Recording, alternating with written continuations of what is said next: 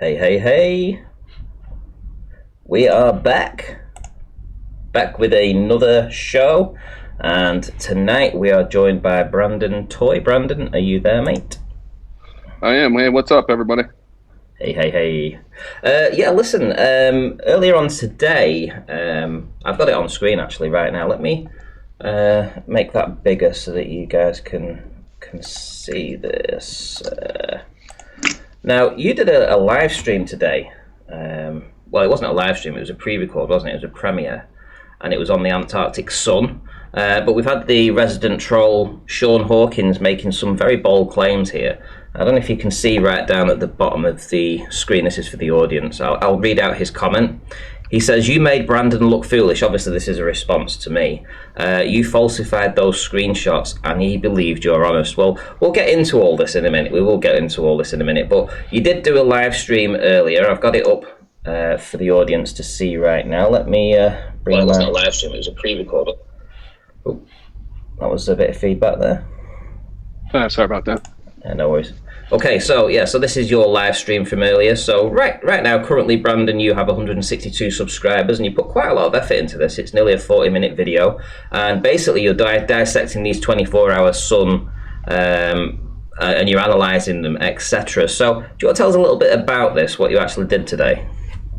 Yeah, sure. So, yeah, it is quite a long video at 37 minutes.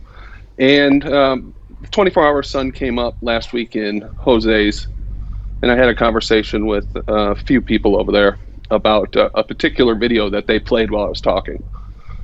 And I wasn't sure, I couldn't remember the exact details, so I went back and looked at it, and I broke that one down, and then I also went back and broke down the one that Brenda had brought up maybe a month or two ago in that toe tag that you did, which was fantastic. And went through them step by step, looked at the screen, looked at who the videos were from, kind of tracked it all down. And it was pretty interesting because those two videos are the top two videos that are returned when you Google search 24-hour Antarctic sun, and they're both from the same person. So I kind of dived into who that was and played a few clips from your show and Jose, and I came to the conclusion that they're both probably, most certainly, bunk. Certainly that one you have on the screen right now is. Well, they're certainly flawed, that's for sure. Now, it's interesting, we had Brenda on the show some time ago, and on the fly, essentially, she said that I made a comment about the 24 Antarctic sun, and she said, you can play any video, it doesn't really matter, you'll see it. And in the screenshots that I've got here, I've got one on the left and obviously one on the right, they're taken from the same Antarctic 24-hour sun video. Basically, the length of the video is like 1:24, and you can see on the bar at the bottom, I've stopped it on 23 seconds on the screenshot here, and we've got this cloud formation in the background, and stopped it at 1:23 on the right-hand image, and what do you know? It's an absolutely identical image to the one at 23 seconds. So it's clear as day that there's been some editing going on with this particular footage. Now, Brenda on the day, she squawked and said that somehow I was photoshopping them or something. I don't know. But it's interesting that Sean Hawkins has repeated that claim. Going back to his comment before, he says, "You made Brandon look foolish. You falsified those screenshots and believed you're honest." So on the fly right now for the audience, I'm just going to put it on big screen so that the audience can see. Here we go. Let's put it onto the input screen. There we go. So this is just for the audience, so the audience can see this on screen right now. Now, I've got the 24-hour Antarctic sun. Here we go. It's by Josh Miller. It's got 40,000 views right now, 360 likes, 226 dislikes, and I've stopped it on 23 seconds on the video. It's actually on here right now. And if I go up to the next screen, I've got the same video, but again, paused at 1:23. Again, you can see Josh Miller, 360 likes, 226 dislikes. You can read the comments, you can go down, you can see that this isn't some kind of screenshot, this is live right now.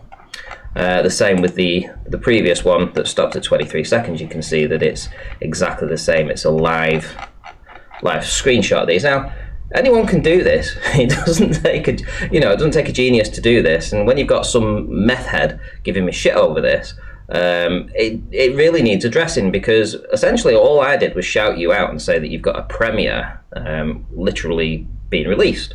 It was to try and drive people to come over to your show, your channel, and watch it. It wasn't for people to make shitty comments and try and say that I'd falsified the information that was provided on the video that you actually made comment on with these two screenshots. So anyone can do this. They can go to this and they can get the same picture. It's not fixed. There's nothing shady going on here, And meth head Sean Hawkins here could have literally gone over there and checked that himself, but he decided to say that I falsified the screenshots and he believed you're honest. So essentially he's saying that I'm dishonest in that actual sentence. It's funny too, Randy, because he's just, all Sean does is lash out with any kind of negative or hateful or comment that he can think of at the time. I mean, the fact of the matter is, I didn't even take your screenshots and use them for my analysis. I took them straight out of the video. I walked through the entire video, and I took my own screenshots. My timestamps were 33 and 133, interestingly enough, and compared them. So I even traced it back, and it loops even farther back in it. It looks like there's cloud layering, which we hadn't even discussed on that show before. So these guys, Brenda and Sean, they're just jokers, man. I think they just like to argue. Yeah, it's I don't know. I just needed nipping in the bud, basically. For me, I just wanted to address that right now here and get that out of the way, because I don't want people just coming over to see that I've put a shout out for you, read the comments, and think that we're all in some way bullshitting or lying about this. It's not the case. I was just trying to drive some people over to your channel to give you a few more subscribers. So what I'm going to do right now is actually, now that I've got that up, is I'm going to let's go to Brandon Toy. Let's go to your homepage, and I'm going to copy your channel link, and hopefully I'm going to send a few more people over to subscribe to you. You've got 163 right now. Wouldn't it be cool to get you past 200 today? It really would, and it'd give those Globers a kick in the teeth as well. Like say, okay, well, you can go around shouting this and shouting that, but ultimately, you've got nothing. And we've got guys here doing 40-minute presentations that totally destroy your claims. And you've only got 163 subscribers, so let's see if we can get you past 200. There you go. There's your channel link. Hopefully some people will click on that and get you up there. Cool, thanks. Much appreciate the shout out, guys. And come on over and check out the videos. I think I'm subscribed to most everybody in the chat myself here. Indeed. And so I see. And you're well known in the community. I mean, you're always around. You're always supporting the shows. You're a supporter of my channel. You've been a supporter of my Patreon for the longest time that I can remember. You were one of the first ones, if not the first, I think. So thank you very much. And you've been supporting Flat Earth channels all over the place. So it's only fair, I think, that some people repay you now that you've started to do your own content. So it makes a lot of sense. For me personally, anyway. But let's not talk about that now. Let's get into some details. Let's get into some juicy stuff. We've got the show that says, what comes next? Is globalization dead or sedated? What do you think? Is it dead, globalization, or is it sedated right now? Oh, no, I don't think it's dead. I think that they're using this opportunity to centralize power further. I mean, yeah, there might be some national boundaries, some national sovereignty that's being flexed right now with individual nations handling the issues differently. But at the end of the day, the central banks and the central powers are consolidating wealth and equity across the economy. So I think it's far from dead, unfortunately. Well, the reason I ask that is because we have over here what's essentially the European Union. So in a lot of respects, that was kind of like the forerunner to globalization. Get a bunch of countries to all follow the same rules and regulations and try and integrate them, and and it was a big experiment. And what happened with Brexit is Brexit showed that, we didn't want to be a part of that here in the UK, and we voted out, we left. And as much as they tried to reverse that, and until we got Boris Johnson in, essentially, it was up in the air. We're going to have a second referendum, blah, blah, blah, blah, blah. They didn't want us to leave. They didn't want the European Union to fail. And fail it has, especially in this time of crisis that we've had. If you've noticed, all the country's boundaries are going up. Everyone's for themselves. There's none of this European Union anymore. It's not, we'll look after you, you look after us. It's the Germans are after the Germans, the French look after the French.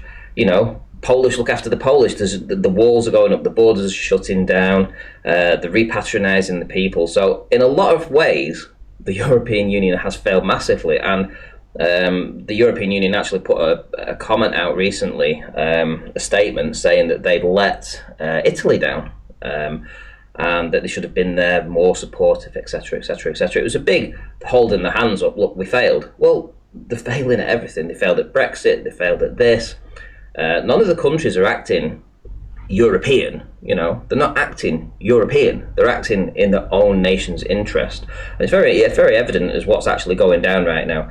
It's the nationalism has come back. So that's why I titled it "Is Globalization Dead or Sedated?" Because I have a feeling that this, in my opinion, is more of a hiccup for them, because they didn't see this coming. I think this is out of the blue. I know that underneath all of this, they're going to bring a lot of shit in, right? I know that they're going to bring a lot of stuff in under the guise of this. Oh, for sure. Well, I'm a little less hopeful than you, Ranty, because I think that they've had this planned, and as long as they still have control over the minds of the people via the media, we're not going to get, very far. People are really brainwashed in general out there. I see some signs that they're coming awake, but the media is their key to their power, in my opinion, and they're still pretty strong. Just answering just in time anyway, Ranty is edging further and further away from Flat Earth. He knows the score. This is why he's now banging on about politics. Absolutely nothing could be further from the truth at all. Flat Earth will still be here in a year's time. It'll still be here in 2 years' time. But right now, currently, we're going through a massive crisis that, we want to try and prepare. We want to sort of understand where this may lead, what may be in it, what we can do to help ease things through for the people that are listening to shows like this. Because if you just listen to the mainstream media, if you think you're going to get the juicy information from them, you're totally wrong. But in 2 years' time, Flat Earth will still be here. Am I right, Brandon? Yeah, absolutely. We got to deal with the issues that are unfolding right now and the reality that's impacting our lives. I still think Flat Earth and waking people up to the historical and current lies that the establishment and the media forces upon us and teaches our kids is super important to get people to realize that they've been controlled for a very long time and that they're not working in their own best interests. But we also need to get the word out about current events, right? Well, what's concerning me right now is the constant talk about vaccines. It seems that, if it doesn't matter where you go in the mainstream, that is sort of like, if not the top story, it's one of the top stories, and it's everywhere. How soon can we get a vaccine? And this idea of this ID 2020, I mean, I haven't really looked into that too much. Have you looked into a lot of that, what it means? What it's... No, not in detail. I've just caught bits and pieces of it, but the part about the vaccine scares the crap out of me, because I'm afraid what's going to happen is they're going to tie our employment, our ability to go into work, our ability for our kids to go to school really tightly, and people are going to accept that because of this crisis. Because, the majority of people think that everything that's been done is 100% necessary, and they're willing to give up their rights in order for it not to happen again or for it to end, which includes forcing vaccinations on other people. So we'll see. Hopefully we have principled people who stand up and say that's not right, but there's a lot of people who think that is right. Now, I won't take a vaccine, so I'm kind of personally worried about my future and my family's future. I mean, think about this, Randy, and I know I'm going on and on, but all, 7, 8 billion, however many people there are on the earth right now, we're all to take the same goddamn vaccine from them and untested, right? There's no longevity tests for whatever they're coming up with. They barely even started human trials on the ones that I've heard about. all of us at the same time inject this shit into our veins. And what if there's something wrong with it? What if it makes you sterile in the long term? And we've gave it to all of our kids. Everybody in the world took it. What if it has some other strange impact that we don't know about that gives you cancer in 5 or 10 years? We're all going to take the same thing. What about risk mitigation? Yeah, I don't know. What do you think? Well, I'm never going to take. I'm never going to take any vaccines. That's for sure. I think the only time I've ever taken a vaccine was when I was forced to as a child. I had those. There was like a cluster of them that they injected in your hand, I think, and then one they did in your arm that's left a little scar there. I was about 7 or 8, I think, when I had that. So almost 40 years ago. So oh my gosh. So I've never taken a vaccine. I know a lot of people, including my family, who have taken the flu vaccine. I'm like, why are you taking the flu vaccine? You know. Yeah, Why? that one doesn't add up to me. I never take the flu vaccine. First of all, I mean, they tell you it doesn't really work, right? Well, they inject a live flu into you, don't they? That's my understanding. But, They give you the flu. There's doctors who will tell you it doesn't work because it's not this year's strain. And you might be able to mitigate getting the flu. But there's a lot of misinformation and information out there that you have to validate. I'm certainly no expert on the flu vaccine, but I'm not going to take it because I'm just not injecting something into my veins that I don't know what it is, especially when we've seen impacts from other vaccines. And the people are trying to inject this stuff on us have a monetary incentive. And they're very strong within the government and own a lot of governments. So how can you trust their motives blindly? Well, you can't. Yeah. And I wouldn't do that. I mean, if you look about how your grandparents lived and your great-grandparents and all that stuff, they got on fine. They died of old age, mainly, or some kind of hunger or something, maybe sometimes, I don't know, or in the wars. But, they lived a good old life, most of my family live until their 80s, 90s, Yeah, same here. Some people do get sick and die every once in a while from the flu that goes around. We know that. There's 60,000 or so last year. I don't remember the exact number, but this does happen. We've never stopped the world for it before. I'm not trying to say that we did the wrong thing here. I think we do, but we did. But, we never stopped the world for it before, but now we are, and they're talking about having all of us take a vaccine at the same time. I don't know, man. No, I wouldn't. Don't go near the vaccines. I don't know what the plan is, whether it's going to be forced. I've heard in some countries that, and even in states, some of the states in America, they're talking about forcing you to take these vaccines. Is that right? Yeah, there are some states. There's some different, depending on the politics of the state and the legislature. I think California was one where they were talking heavily about forcing people to take the vaccine. But I haven't heard anybody specifically say it's going to be mandated. I've been watching this TV program. I like to watch Netflix, since we got it about 2 months ago, and I've been binge watching a lot of stuff on there and some of these series, and I've been catching up. There's one called Black Mirror. I don't know if you've seen that. Oh, I've seen all that. Yeah, I love that. Holy shit, man! It's like a red pill for the masses, without them realizing that it is a red pill. It's like, I don't know. It's really hard to explain. I just watched the one called Nosedive, and it's where they have you had to swipe to give 5 stars to get your credit score, your social score up. So your social score was like 4.6, 4.5, 4.4. She was on like 4.3, and she wanted to get to 4.5 so that she could get this apartment.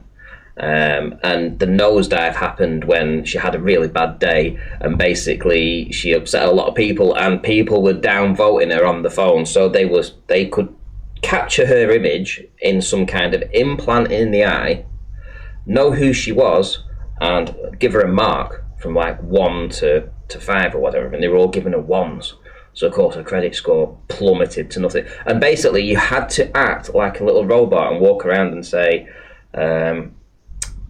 very jovial all the time. It was all false, very false. But it was all to do with social score. You couldn't do. It was like looking at how it is in China in some ways. If you think about how they live in China with the social scoring over there, and wow, I mean, I watched that and I was like, this is so scary. It's like what they're doing is they're showing you what they've got planned. They've literally shown you what they've got planned. And that was the freakiest one I watched up to now, anyway. That one is pretty freaky, and you can see them that they want to put that into place. I kind of think overall we're already pretty centrally controlled, and they give us the illusion that we're living in a democracy and we have choices and freedom, and in some cases we do more than other places, but they definitely want to institute, total central planning. We're moving towards total central planning as it is, and some kind of social credit score. They want us to be little robots, good little consuming robots who do what we're told, and they're coming to the point where they have the technology to put that into place, especially with, being able to track you with your phone constantly and send alerts, and just the technology that we have. It's getting to the point where you really can't hide from them anymore. What's crazy is that to answer someone's question in the chat, actually, it is called The Black Mirror that we're talking about. So it's that series. Highly recommend you watch it. If you haven't seen it now, go and watch it. It's a red pill for the masses. You'll watch it and you'll understand it as you're awake here. But yeah, it's super good series. Anyway, I forgot what I was talking about then. Oh Christ! You just asked me a question. What was it? Oh, I can't remember, but there's a couple other good ones in there too, where they White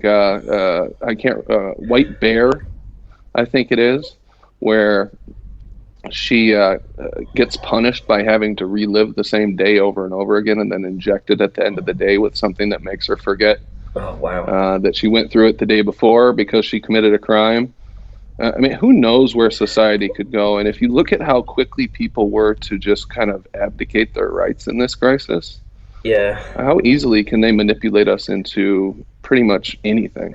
Well, that's exactly. I've just remembered what it was as well. Yeah, and exactly what you say. What they've done. I mean, all this we're gonna raise up. We're America. We're never gonna back down. We've got our rights here. We've got guns.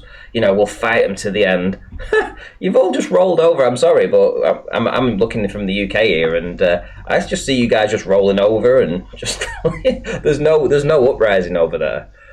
No, it was sickening. It was sickening. All that talk about don't tread on us, and they'll never take our guns away. And this has made me realize that if they came up with the right excuse and sold it as this is for your own good, we have to do this for the good of everybody, that there's a good percentage that would go along with getting rid of the Second Amendment, getting rid of the First Amendment, getting rid of pretty much any rights that guaranteed that they were safe and secure. All they have to do is proposition it in such a way that it sounds like it's for the good of the individual people, and drive that fear to make people make choices that give up their rights.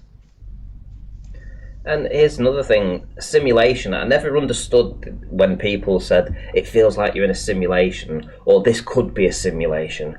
But the more the time goes by, the more you get programs like this and you understand the agendas that they're trying to bring in and the technology that they've got. Could you imagine if they could actually take your memories and the essence of who you are from your brain in some way and put it into some kind of computer simulation? They sell it on this thing called Black Mirror. They sell it on that with like an interactive game. So, obviously you're fighting people in this game, and you're doing all kinds of weird, you're going on adventures in this game, but basically they're taking you out of your body and putting your mind in a box and controlling it, and it's like, when you talk about simulations and stuff, and what you were saying about making them live the same day over and over, I mean, it's like what's that? The Matrix. It is like the Matrix. If you look about how they plug them into the Matrix, and then when you unplug, you're back in the real world. The Matrix was so ahead of its time. Oh yeah, more and more I catch myself thinking about the Matrix. It's been like 20 years since it came out. Yeah. And how kind of creepily we're seeing us moving into some kind of Matrix type society. If you look at it as an analogy for certain things, being plugged into the system like a battery. Yeah. That's how I feel sometimes. Like we're just plug-ins for, the elite and the super wealthy to keep their system going. How long until they don't need all those batteries and they decide to get rid of us? I can totally see that happening. And I know there's certain people like Bill Gates might be one of them who wants that to happen. But yeah, the Matrix is pretty amazing still, really. I don't know. I mean, just my mind. Honestly, I mean, from watching that, I keep going on about it, but watching that Black Mirror, I'm halfway probably through season 1, and already I'm like, yeah. I mean, I can see all the narratives that they're playing out inside of this, and to the average sheep that watches that will be like, far out, man. Wow, that's trippy, man. And then they don't even know, they don't even know what they're watching. They're just like, wow, that wasn't that weird, man. Yeah, it wasn't that weird. But the woke people will be terrified of it because they'll still know. It's like the elites are trolling us with this. And they're saying, hey, guess what we've got coming down the line, boys? Yeah, it almost seems like they want to rub it in our face sometimes, doesn't it? Like, they think we're so stupid that they do stuff that's so obvious. Like some of these mass shootings where you can clearly see that there's some kind of rehearsed drill or something going on, and you've seen the breakdowns of like Boston bombing or the Vegas shooting. And I've seen a lot of clips from those events where I said that looks exactly like a simulation. They're acting like it's a simulation. I don't know why they're putting these events like that on, maybe to drive fear or whatever. But it just seems like they're so obvious and blatant about it. But the majority of people don't want to believe that people could be that deceptive.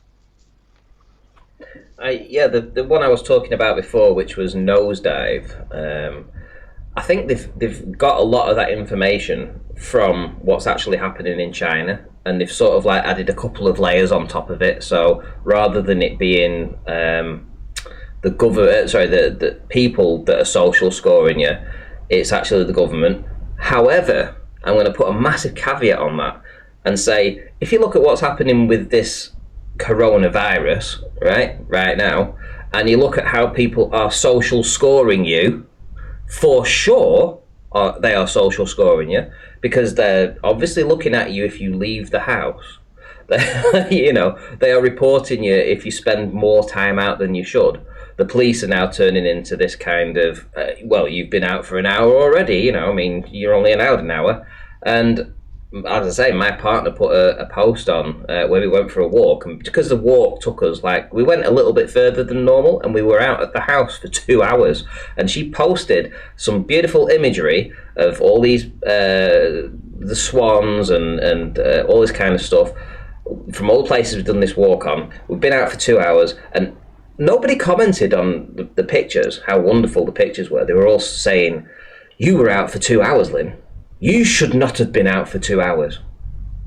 Social scoring. It was literally like peer pressure. I mean, it was like our friends were criticising us and making us try to conform the next time we go out of the house. So the next time we go out of the house, we're completely aware that we're only allowed to be out for an hour.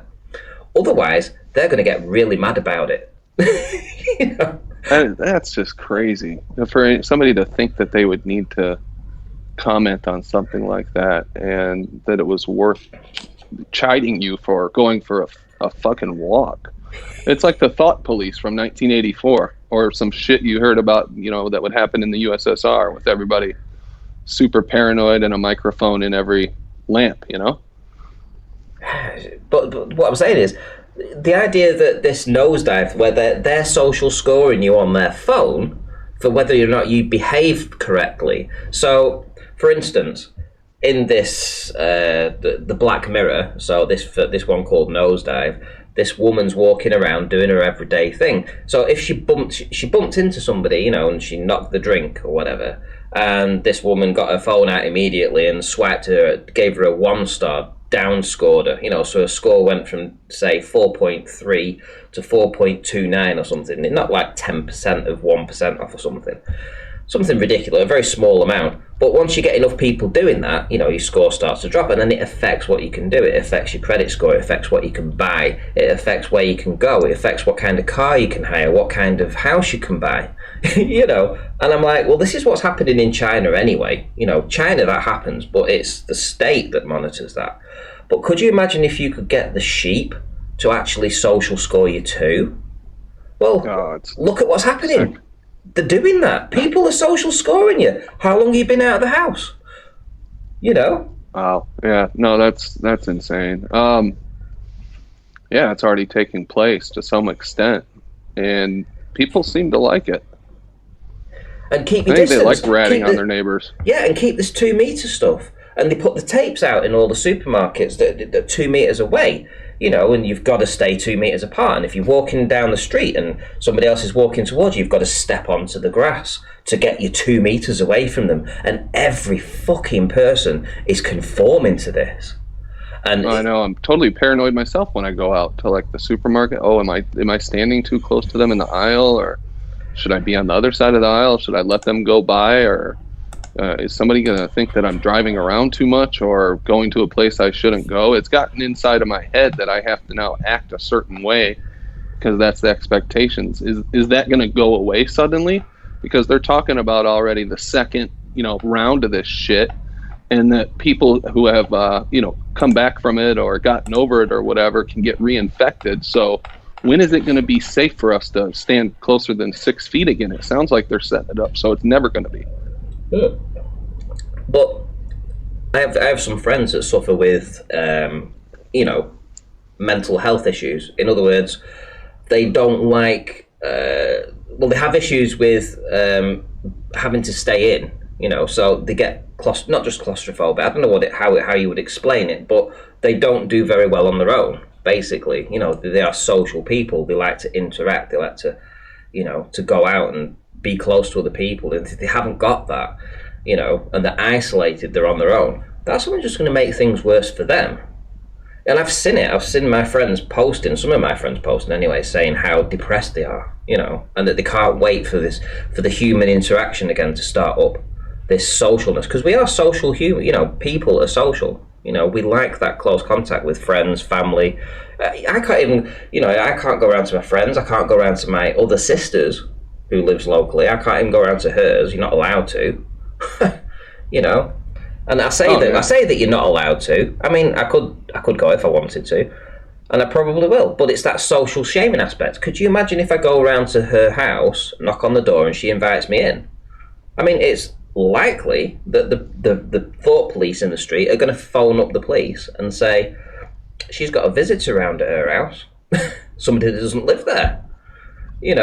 Oh, I didn't know they were taking it that far over there. Yeah, I haven't heard about that particular situation happening over here, like people monitoring their neighbors who goes in and out. But I do live in an area where the houses are a little more spread out. I could see that happening in the city, but that's just creepy.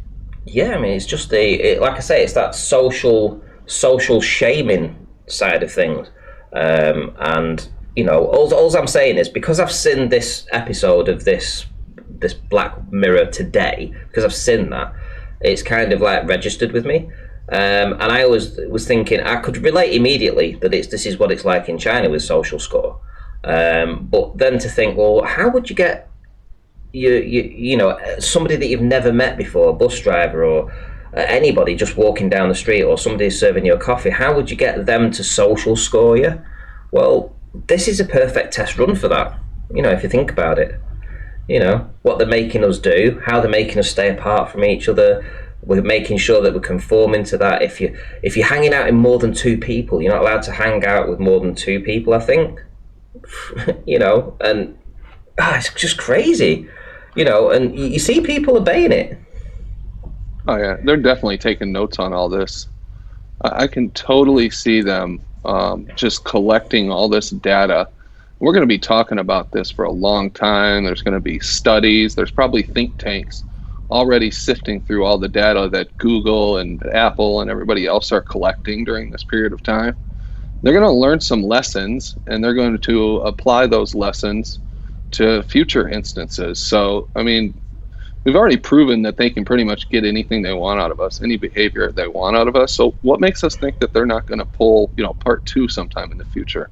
It's almost inevitable because everybody just lays down for them, submits.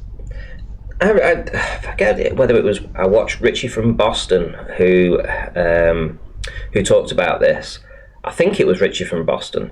Anyway, he said that, because I haven't looked into this too much, but I know that some people in Flat Earth have. So the Qs, or is it Q, and the Anons, do you know who I mean? No? Okay, well, apparently you've got Q, who is making all these outlandish claims about, it's what Roxanne the Globalist and I believes, actually, that, that they're going around taking the elites out. So everybody needs to stand down, sort of thing. So I think it was Richie from Boston was saying that everyone's standing down. Everyone seems to be following the lead of Q. But in America, it's mainly all those guys that would be willing to stand up and fight for the rights. The gun owners, those that are always like, yeah. They're the ones that have sort of like been pulled into this QAnon thing, right? And because they've been brought in under that shield, they're now sitting back thinking it's all right, it's not a problem, because Q knows what's going on, and all the elites are being taken down. Whereas it could be completely opposite. What they've done is they've managed to put this Q fella in. Right, okay. I'm sure we'll get back to that in a minute. But I'll carry on saying it to the audience. That they might have brought this Q fella in to, sort of like, not muddy the waters, but to calm those people that would stand up and fight, those people that would fight. And if that's the case, then isn't that like another psyop, if you think about it? I would like someone to come in, actually, who is a follower of the Q thing. Right, let's see if we can get Brandon back. I think he needs to call me, actually. Let's bring him over here. Let's see if I can call him again.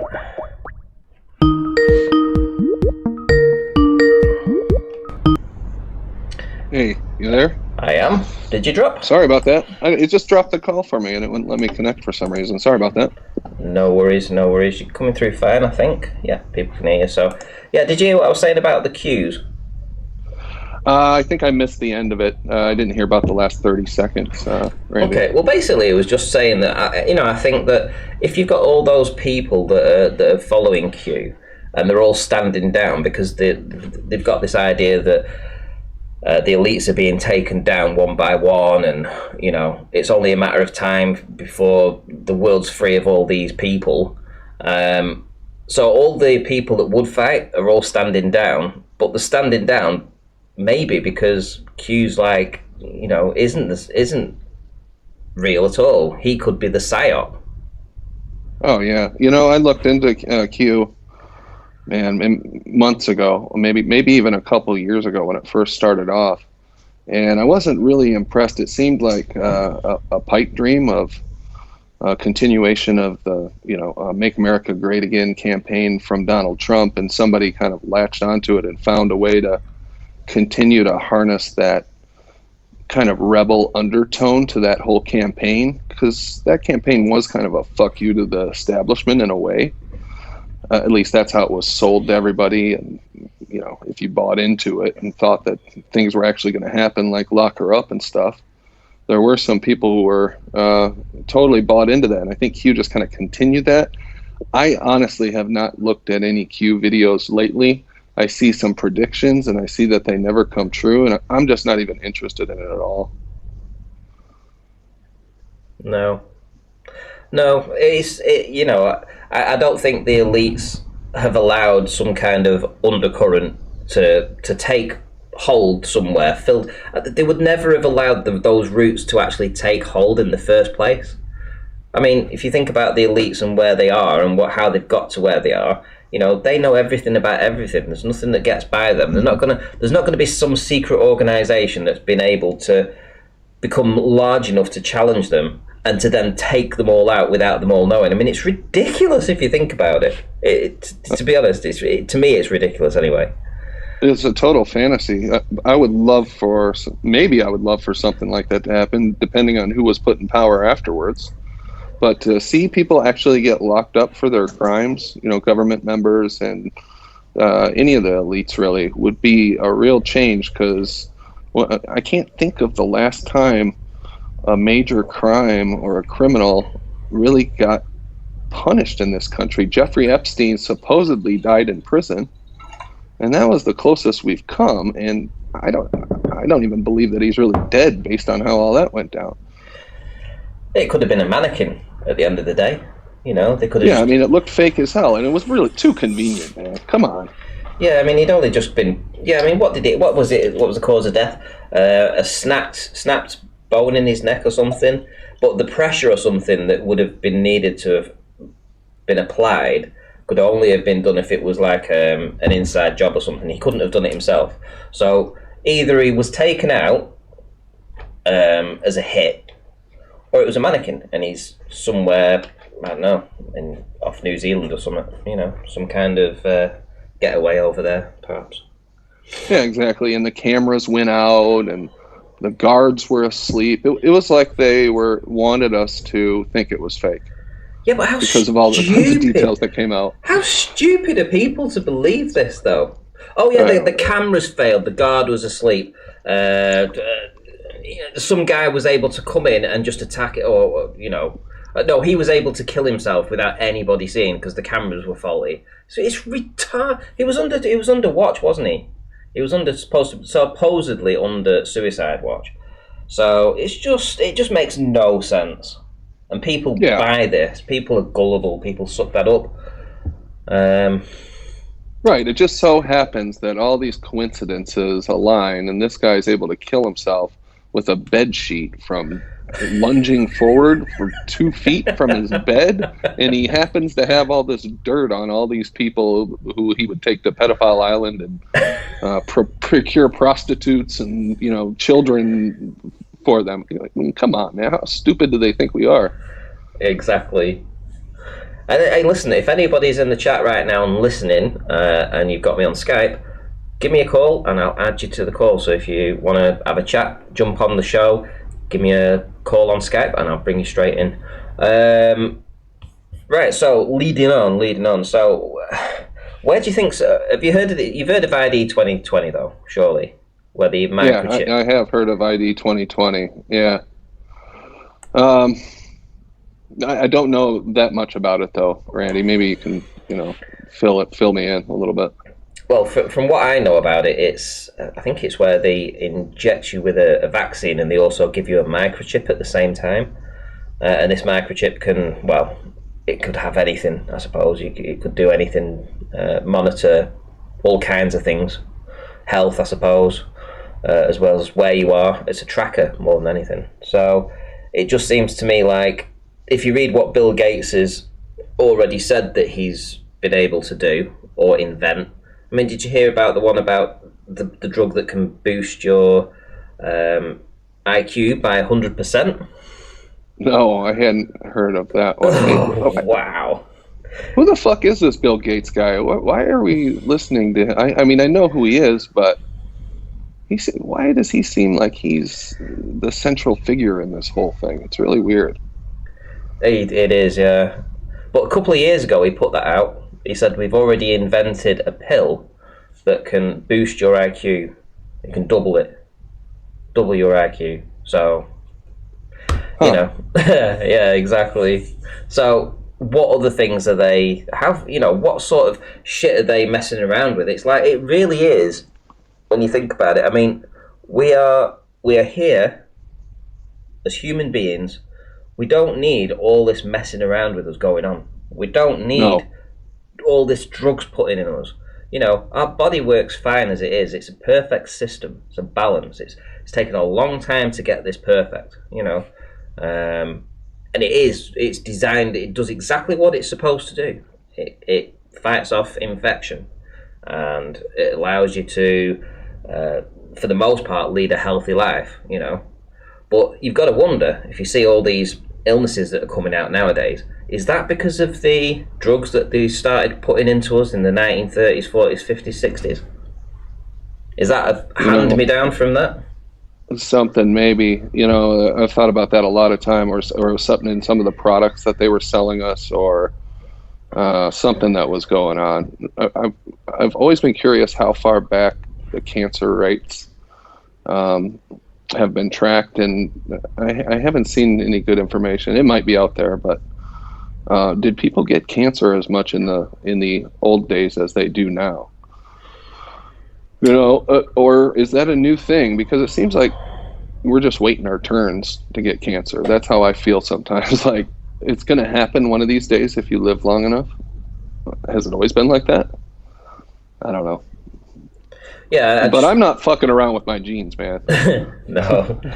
Yeah, what Mike Dorman said there, he says, I don't think it's taken a long time to get perfect, Ranty. Yeah, well said. Yeah, I mean, if we were created in God's image, essentially we were already made perfect. So you've just got to say that whatever they are giving us, if you look at the effect... I mean, I was watching a video about HIV and AIDS and the correlation between the two, and I think it was from a plain truth. Travis put the video out, and it was a re-upload from another channel, and it had this eminent doctor on there / scientist or whatever, and he's saying that basically there's no link between the two. There's no guarantee. There's no saying that AIDS and HIV. It's just another virus. It's just another virus. It's not going to kill you. No, and it was all some big scam. It was really, I mean, when you listen to it, it was like, So, is it the drugs? He was saying that it was the drugs that was causing this. Not drugs that were from the pharmaceuticals, but other kind of drugs that were taken at the time back in the 60s. And because you were in that culture of being in male and male relationships, there's a lot of gayness going on. And they, they were like, taking drugs more to sort of like heighten the experience or whatever, which was, leading to one thing after another. And it was no surprise to him, at least, that the correlation between men that were gay and these drugs they were taking were having an effect on their immune system, which was then allowing the virus to come in and take a hold. So, Yeah, I've read some stuff like from Miles Mathis, I think, a while back on that, and the link. He straight up calls it a hoax, and that I've heard some other people say it's a result of your lifestyle is what AIDS really was, and I think that's kind of along the lines of what you're describing. I don't know that, I haven't looked into that, researched it in detail, but it's certainly possible. AIDS was another thing that changed a lot in the 80s and early 90s. You couldn't watch television without hearing about AIDS. That's it. It was terrifying, wasn't it, at one time? And there was that much fear being put out about it at one point. I mean, I think they must have had shares in Durex. For sure, because for sure, yeah. Like, everyone needs to get rubbered up, Well, they sure scared the shit out of all of us when we were kids. I know that much. Yeah. I was terrified when I was a teenager of getting AIDS. And I wasn't even getting laid that much, but I was still pretty fucking worried about it. Just gonna bring in the Mind of God. Oh, cool. He's just asked to join, so I'll bring him in. Well, I question everything these days, Rand.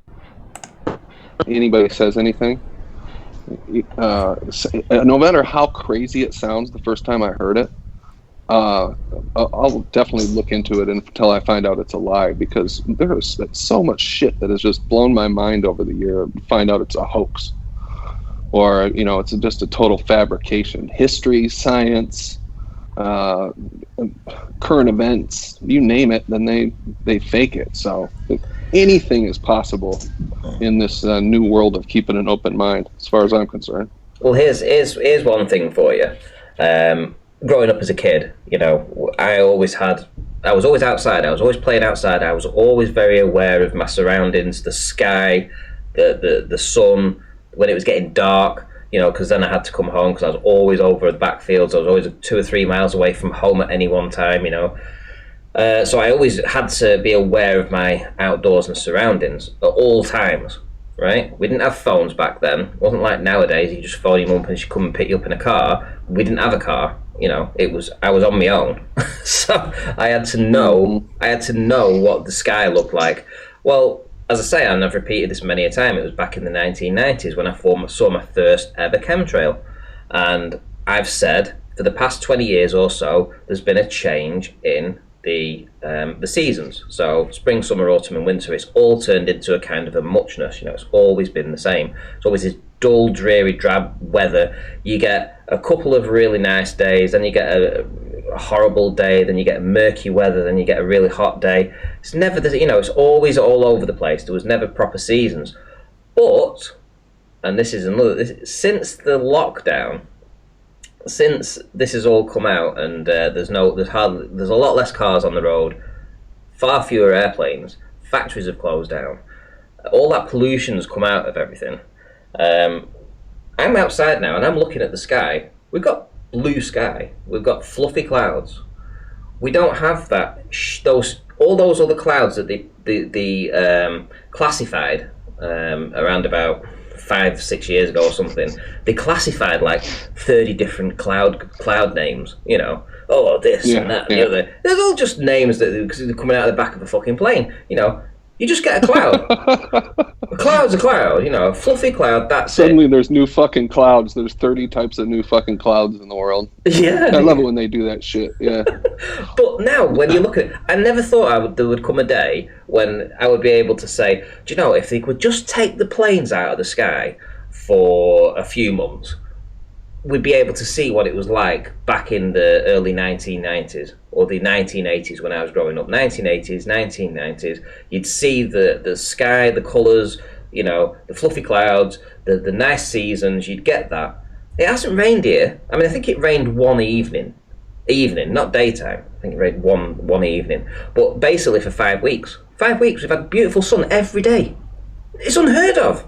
It's literally unheard of where I am. It's unheard of. It's been sunny. Everyone's getting a suntan. It's warm. It's crazy weather, and it's all since this shutdown started. And to be fair, the clarity of everything's so much better. You can just see so much. Just everything is really clear. There's no shit in the air. It's just really good. It's nice to be back in this. And Ian Adams says that the sun seems stronger. Indeed, it does. Divanti says, no, it's the same thing, Ranty. Beautiful clear skies. Yeah, I'm going on about it, but it is nice to actually. It feels like I've gone back in time. 25 years. Feels like I've gone back 25 years, and I'm now seeing the skies I remember as a kid. And when I was telling other people, the kids nowadays, in the teenagers, they've never seen weather like this. On this scale, and people are going to come back and say, well, last year was the hottest year on record, Branty. Yeah, that's what they're going to say. And I'm going to say, makes no fucking difference. Last April, it wasn't like this. And the year before, and the year before, and the year before, and the year before, and the year before that, But if you go back to the 1990s, 1980s, April, yeah, we had great weather, We had cold winters, and then we had red hot summers, but we had seasons.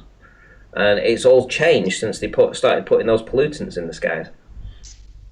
Anyway, I haven't noticed any similar weather change here, and I'm in Michigan, kind of down by Detroit, and it's been pretty typical here. But then again, I haven't been outside very much, to be honest with you. I've been at home more than I ever have in my entire adult life, I think. We're joined by the Mind of God. How's it going, my friend? Gentlemen, what's up? Hey. What's up, man? Good to hear from you, man. How's it going, Brandon? Hey, what's going on, dude? Hey, listen. Whenever we start talking about chemtrails and stuff and weather in the past, that's when I get really excited. So I'm sorry that I didn't shout you out before, but that's cool. I'm passionate about that. I had a chemtrail channel before this. I mean, literally, that was my thing. You know what I mean? I was so pissed off with the weather change that I'd seen, how things had changed, and to actually just see what's happening right now. Hardly any planes in the sky, no factories open, no cars going, no pollutants. To see the weather sort of like go back to how it was, it's like it feels great to me. The weather now reminds me of when I was a kid, so I'm getting nostalgic about it. To be fair, that's cool. Well, last time you got accused of bringing on this corona, so you are the most high ranty, right? You did all this to us, so. Oh, that's right, yeah. Praise be to Ranty. Ranty. He does CGI in real time and shit. It's pretty amazing. You do have some excellent skills, Ranty. That's crazy, dude. I just click my fingers, mate, and these things happen. Wow. These things happen. That's dope, man. I like what Brandon said, though. Everything's on the table. People have flat Earth with different religious things in their back pocket, but I don't know, man. There's so many sort of chaotic things going on. It is hard to feather a narrative through it, but I think that's the cool thing about flat earthers is that we now literally do put everything on the table as a possibility for this madness. Oh yeah, I mean, think about this, man. You hang out over at Jose's or some of the baller channels sometimes. Yeah. You ever listen to their streams? Yeah. I used to. Yeah, it's a bad habit, but right.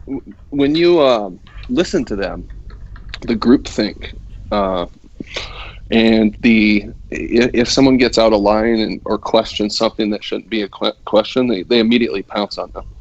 Mm-hmm. Because they think they have the whole world figured out and they know exactly what's going on, and they have some little disagreements here and there, but they have this set narrative that you cannot go outside the bounds of. And I think that's one of the best things about flat earth community, some aspects of the conspiracy community, like you were saying, is we will question everything and bring anything up that we want to talk about. Yeah, agreed. I think even for me, like, it's almost like this, it's important to take a break because, like, I find myself sometimes overheating, with all this deluge of information. Like, even the Bible, which gives us some amount of comfort for people who are faithful, it can also kind of go too far, where we overthink and then get too caught up in all this kind of stuff. And it's just, there's too many things going on, like just the news feed itself, just reading the titles. it's crazy. Like the number of different things that are going on and what's considered newsworthy nowadays in and of itself is scary. So it's weird, man. Ranty, why'd you say globalization's dead, dude? Everything about this is pointing to globalization. Well, can you explain the title? Yeah, I can explain it easily enough. It's like it's going back to Brexit and going back to what's happening in the EU right now. So the EU was like the mini test to see how all these nations and countries could coexist under the banner of one organisation, one collective. And what we've seen with what's going on right now is a total failure of that whole system. Every country has gone back to its own nationalism. It's taken its borders back. There's none of this open border policy anymore. It's all for one. It's all for themselves. And they're not all unified anymore in this one collective EU. That isn't what's happening. It's a total breakdown of the EU system. So when I talk about is globalization dead, well, or sedated, and I think it's more sedated right now, because I think that what's happening, this is my personal opinion, I can't prove it, obviously it's speculation, so get that out there right now, but I think that whatever's happening right now in the world, I think if I am right with what I have always said, that it's a virus from the Wuhan level 4 lab, if that's the bioweapon that came from there, I think that was not planned. I don't think that was planned. I think under the guise of that, of course, they're bringing in all these other stuff. Never let a good crisis go to waste kind of thing. But nobody was prepared, I don't think. And I think if this was going to be a test of globalization, then, and it was planned, in my opinion, the European Union would have already been super prepared for this, so that when this came to the EU as a collective would defeat it, and defeat it really great. You know, I mean, there'd be no, everyone's working together. Look how well we're doing. Look how globalization is able to defeat this virus. You know, so if it was a planned thing, I think that's the narrative they would have used. But what we've seen is a total fucking shitstorm. Nobody, every nation's back for themselves. You know, I mean, it's completely the opposite of what you'd expect how globalization to work. You know, if it was globalization, you'd be moving resources from one country to another to help them in their hour of need. So when Italy got struck down with the virus, you would expect, let's say, countries in Finland and Poland or whatever to hand over all their PPE and stuff and all their supplies and ventilators over to Italy to help them out. That didn't happen. Nobody fucking helped Italy, and the EU had to make some kind of statement to that fact, basically holding hands up and saying, we failed Italy.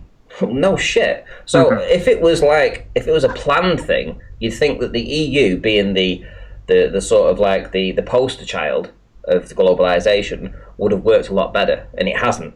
And that's why I think that it is a real thing, and it's something they didn't expect. But of course, they're going to make the use of it. Of course, they're going to make use of it, and never let a good crisis go to waste. So that's why that's the title of the show, because and I think it is. I think it's more sedated. It's like they're like, holy shit, this didn't work. This didn't work out very well. The EU failed. You got to admit the EU did fail. Yeah, maybe you see things more on the feet on the ground. I just see stuff going on here with Trump, who's our president. It just feels like a Saturday Night Live episode every day. So I don't know, man. Like, it's just weird, dude.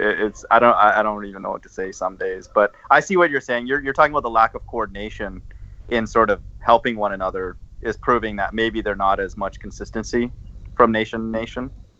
Well, I'm saying, if you're gonna say to the world in 2 years' time, we all need to be together as one collective, a globalized world, all friends singing "Kumbaya" together is going to work out brilliantly, and we can prove that by looking at the way the EU handled the coronavirus outbreak. Look how they responded. Look what they did.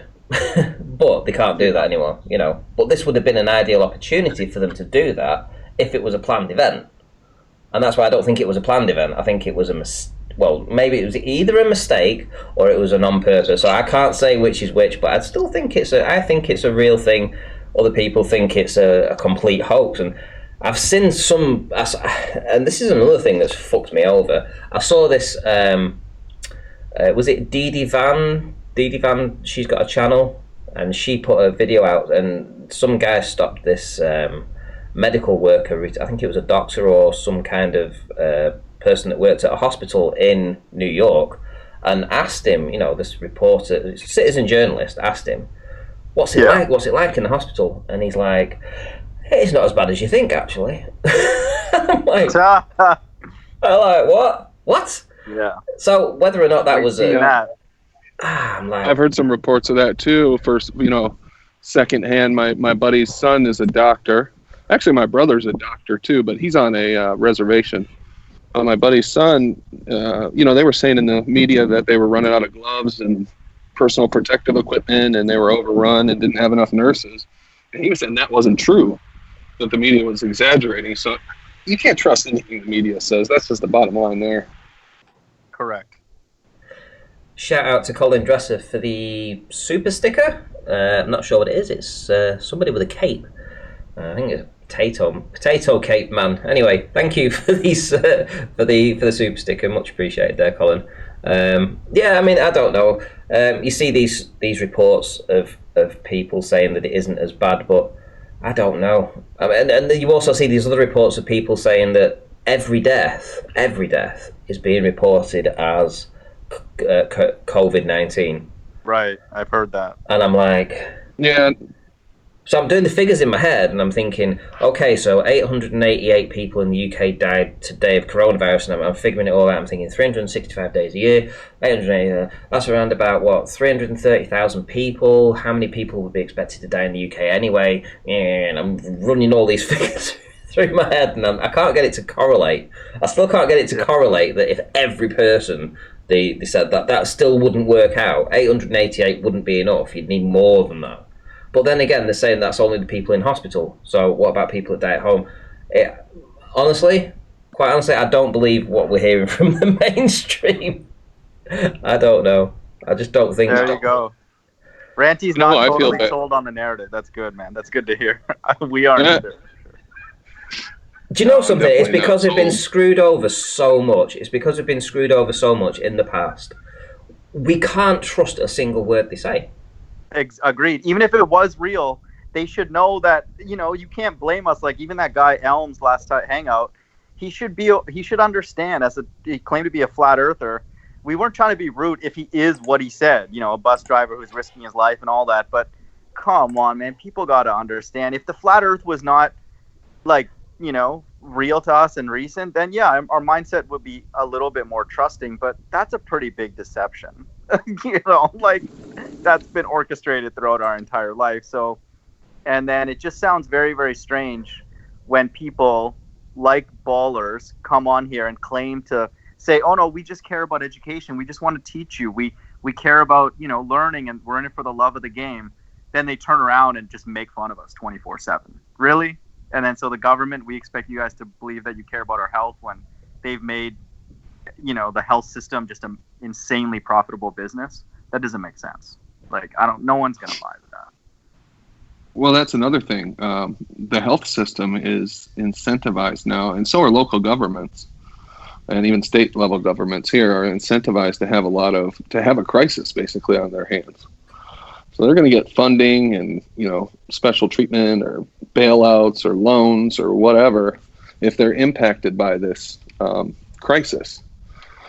So I think there's a lot of monetary incentive for some people to go along with this whole thing or even exaggerate it. Yeah, agreed. But Randy, what you were saying about globalization, on the other side of the coin economically, you've got all these small businesses that are shut down right now, and the only businesses open are Amazon, Walmart, the big supermarket chains, and that's all like central distribution, corporate, multinational stuff that's still open for the most part. So there's wealth consolidation and economic centralization taking place right now as well. Correct. That has to be like obvious for people that you don't have to say that that's the only reason for it, because it looks like it's serving many, many things. But to say that just kind of happened by accident, that's kind of ridiculous, because that's so blatant that's happening. Small businesses getting decimated. Why aren't the businesses filing for unemployment? Why do the individuals have to get fired and then file for unemployment? That doesn't make sense. Yeah, I mean, and this bailout package here in the United States is just ridiculously lopsided to the, multinationals and the wealthy. And They're cutting us these small checks, $1,200 up to like, $3,000 or $4,000, depending on how many kids you have and if you're married. That's like not going to get you very far, especially in most of the big cities around here, even in the country, man. That's not going to hold you over for very long. And they're asking these people to sit out on the sideline with no economic activity going on for weeks and going on months now. And Brandon, they tax the gift. Can you believe that? Instead of just giving us the number, and then doing the taxes behind, they send it to us and then tax it. Like, really? That's shocking. That's so cool, man. Ranty, that's why I couldn't super chat you much, man, because they tied my hands. You know what I mean? You would have got at least 35% more, man. So don't say Indians are cheap, T-Mog's cheap. I try. It's the government, bro. But no, it's crazy, dude. The whole thing doesn't make sense. $1,200 doesn't cover most people's rent, and I live in a city where rent is cheap, and it doesn't do anything. Right. I mean, if they want to prop up the economy, why don't they give us a good fucking fat chunk of change so we can go out and pay our bills for the rest of the however long it's going to last, 2 or 3 months, and have some money left over to put into these businesses. Instead, they give it to the businesses who aren't doing any economic activity to keep their balance sheet up so Wall Street doesn't lose any money. That's what it's all about on that side. So the system doesn't crumble. Yeah, exactly. We're joined by Carlos. Hello, Carlos. Is your mic working there, mate? It says Carla. Carlos.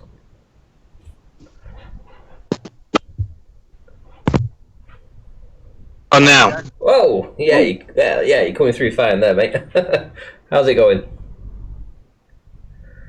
Oh, hello? Sorry, I have trouble here.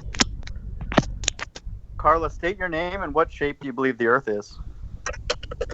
But you already stated my name, and oh, it's pagan. Yeah, man. Oh, hey, sorry, I thought you were okay. How's it going, man? No, I'm doing well. How are you? Good, doing well. Enjoying this kind of stationary setting that we live on, you know. Well, that's relative. I did have a kind of question. I hear a lot of complaints in regards to the ordinance of staying at home and isolation. Well, if that's not good, what's the alternative? I mean, I haven't heard any solution to the problem. How would you guys do it? To a fake virus? You want a solution? Yeah, because I just hear a lot of complaints saying that we're forcing people to stay home, and they're going to lose their job, they're not going to have money, this, that. Well, what's the alternative? I mean, I haven't heard a solution. Then all I've heard is just. You didn't hear what I said. We don't know if it's real yet. So why are you asking us for a solution that we're not even quite sure the severity of it, whether it deserves even brainstorming at all? So the numbers. Look at the numbers that they told us to start off with. Do you think that we were that effective at shutting everything down and minimizing interaction between the populations that we went from $2 million forecasted deaths or whatever down to, what are they saying now, in the tens of thousands? How could we possibly have taken that effective of activity just from sitting in our houses for a month? People still went out. People were still interacting. Right, but I still haven't heard what would have been your course of action on, instead of what we did. Like, what do you think that should have been done then? All I hear is criticism on what the actions we took, yet I haven't heard anything. Well, Carlos, check this out, dude. Just not to give you a hard time, because we're trying to come in peace, today. But yeah, me too. Good. So think about like those crime stories, right? That you hear on Dateline and stuff. You're pretty sure that those are real because they go through the sequence of events. They crime, they withhold information, they do an investigation, and then they go through the proper channels. And then you hear other stories of what are just what we believe, a lot of flat earthers believe, are just hoax shootings and all that. We can tell the difference, right? So when a medical thing happens, a normal group that is telling that information to the public would get into very specifics about what it is. It's like, hey, this is happening. It happened in this place. It looks like it was transmitted in this way. We have this kind of information. They get very specific, and these people claim to be smart, right? Like Mark Cuban keeps telling us, trust the scientists. So they would get specific, and that's why we know that you guys are lying about Ball Earth as well, because you don't get into any specifics. And so that's why our brain starts correlating what's happening with this virus with what you guys feed us with Ball Earth, and it's not specific. And so then our initial reaction, it's a normal reaction, is to be like, it's BS. So okay, so what's not as specific about the current data that's come out? And all we're these getting tests new information every hour. Okay. from the same people. Well, that's not good, right? Can I just say that Paige wants to say that she would say that you should put healthy people go to work and people with health issues should stay at home. Yeah, that's fair. That makes sense. Yeah, the elderly and the people with pre-existing conditions, those that are, more in danger. I think in general during flu season, that should be the thing to do. Probably have less deaths, but okay. Carlos, I don't think you should shut everything down. Carlos, do you really need us to answer that? Yeah. Well, there you go. I mean, I was asking for how would you do it different, and I think Granty just said, people with medical conditions stay home. Everybody who's quote unquote healthy to keep on, Although How I would think you that do it differently? How would you do it differently? I don't have a problem with what we're doing currently, and We know that too. I know, but my thing is that I just hear a lot of criticism of this, that, the other, but nobody wants to say this is what we should do. Just hear a lot of people who don't know very little or perhaps nothing on multiple fields, and they say, we shouldn't be doing this. Well, then you don't seem to have a different opinion or a different idea of how to do it. You just no solution to the problem. Well, here's the way I see it. Obviously, you know that I believe it's a virus. Right. Okay. So that's my opinion on it. Or when I say virus, bioweapon. If you choose to call it a virus, so be it. If it acts and behaves like a virus, so be it. I still think it was made in the Wuhan Level 4 laboratory and got out. You can call it whatever you like. You could call it a house if you wanted to, or a cat, or a spider. It doesn't really matter. If you want to call it a virus, call it a virus. But it's got a name, right? COVID-19, coronavirus, whatever. And whatever it is going around. This is my opinion, and it's it is killing people. That's my personal opinion. Other people don't think that there's nothing going on. What would I do differently? Well, I think what we should be asking firstly is how it was allowed to get to this state in the first place. I mean, there was plenty of information out there to suggest that this human-to-human transmission was happening, and there's plenty of information to suggest that it was more of a pandemic long before the World Health Organization stood up and said it was one. So there's a lot of failures that have happened in a lot of different organizations, different countries, throughout the whole world. Even though people were shouting from the rooftops that this is pretty bad, people, you better start locking your borders down. This could have been stopped a long time, but it shouldn't have got to this stage. Were these failures purposely portrayed, or are you saying that we just failed to act quickly? Probably purposely. Probably purposely, yeah. I mean, I'm a bit different from the way people, from a lot of the way flat earthers think and how they, not that I'm saying that that's wrong, but it's just that I have a broader way of looking at things, and I look into a lot of different other avenues that may be happening, and I'm thinking to myself, well, who benefits from this? Well, ultimately, you look at the way China have cleaned up their mess that they started. If you look at the way they cleaned it up, how they had those machines on the streets and the people with the gear on, killing all the bacteria, whatever virus or whatever it was, and the rest of the world was then just left to burn, right? Whilst their economies rebounded and they're all going back to work or whatever, and you look who's to benefit from this? Well, China benefits from this, So was it on purpose? Who knows? But like I say, I'm sort of stepping away out of the box here and saying that this is a real thing, and maybe there isn't some collusion going on. Maybe there's still some divisions going on here in the elites. Maybe it's not as clear cut as we think it is. That all the elites are working together. Maybe there's factions of the elites that don't like other factions of the elites. And they're warring with each other. Right. Well, at least you're admitting that there's something real going on. I do have a problem with the people who are just saying there's nothing going on, even though I have my local hospital here and I've interacted with people who work there. And I know, in fact, I had a neighbor actually, pass away from the current thing going on. And but like I say, at least you accept and realize that it is a thing. Although you have different opinions of whether it was, let's say, manufactured or not. And of course, that's hard to tell. Even I can agree with the knowledge I have. People die every day, man.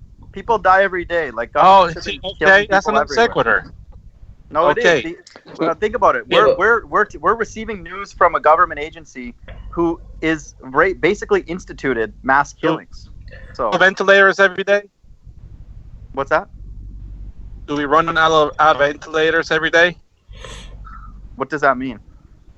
Well, you're saying, the people die every day. Okay, what's your point? I don't know what your point is with that.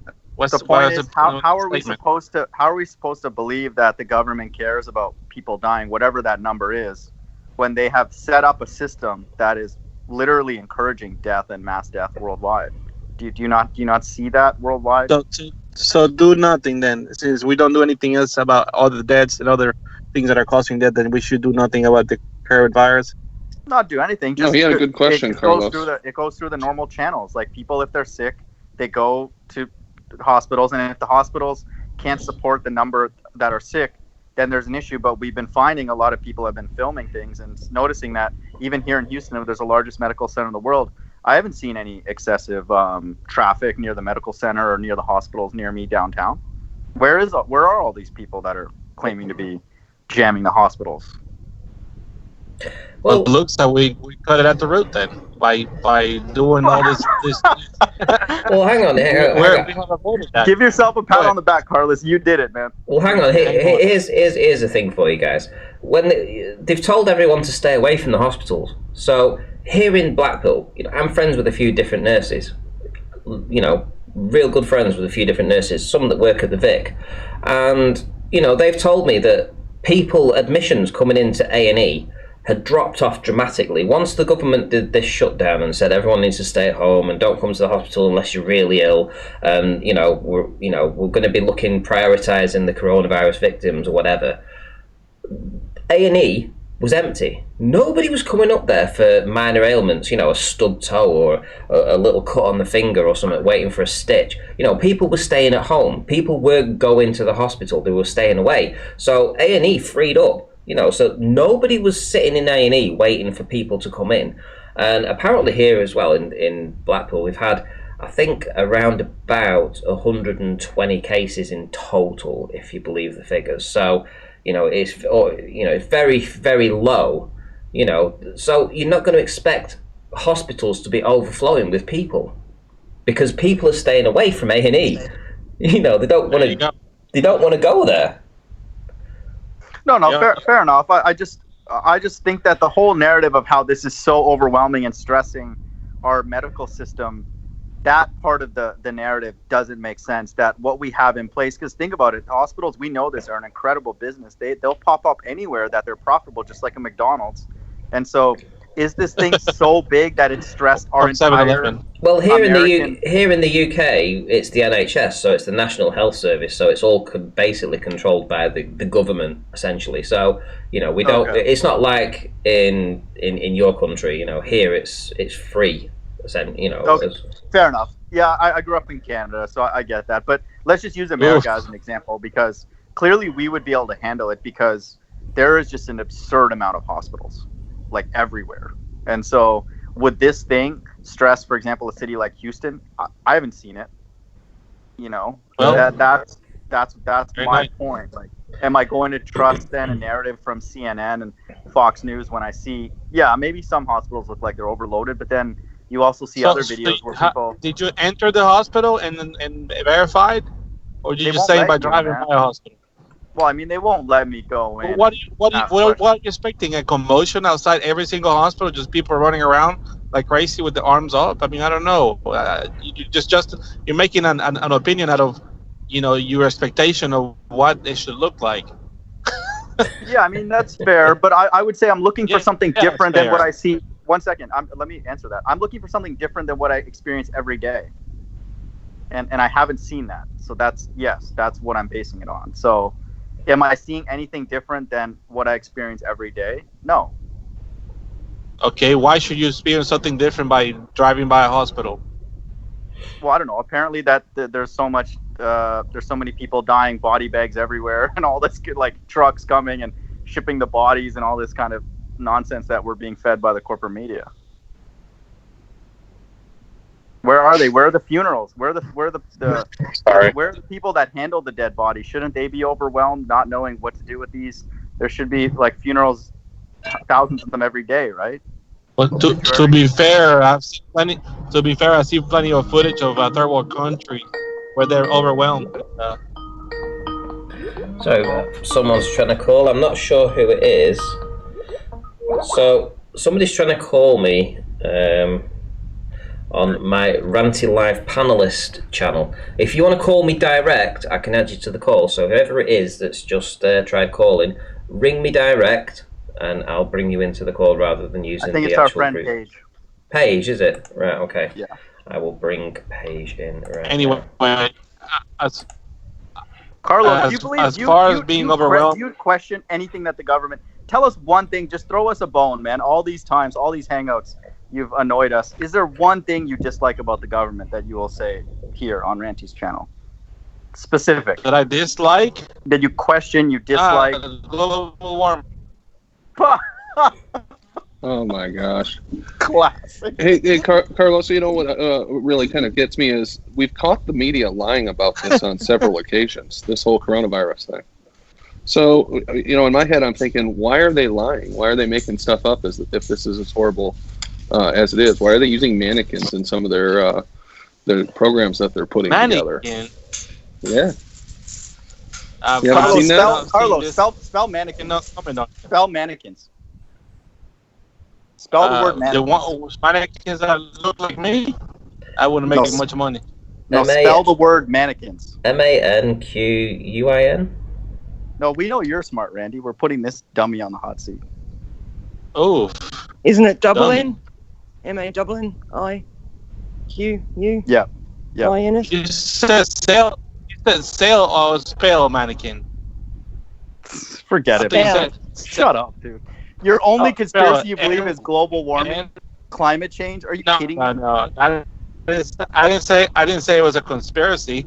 I'm saying I'm a bit skeptical about it.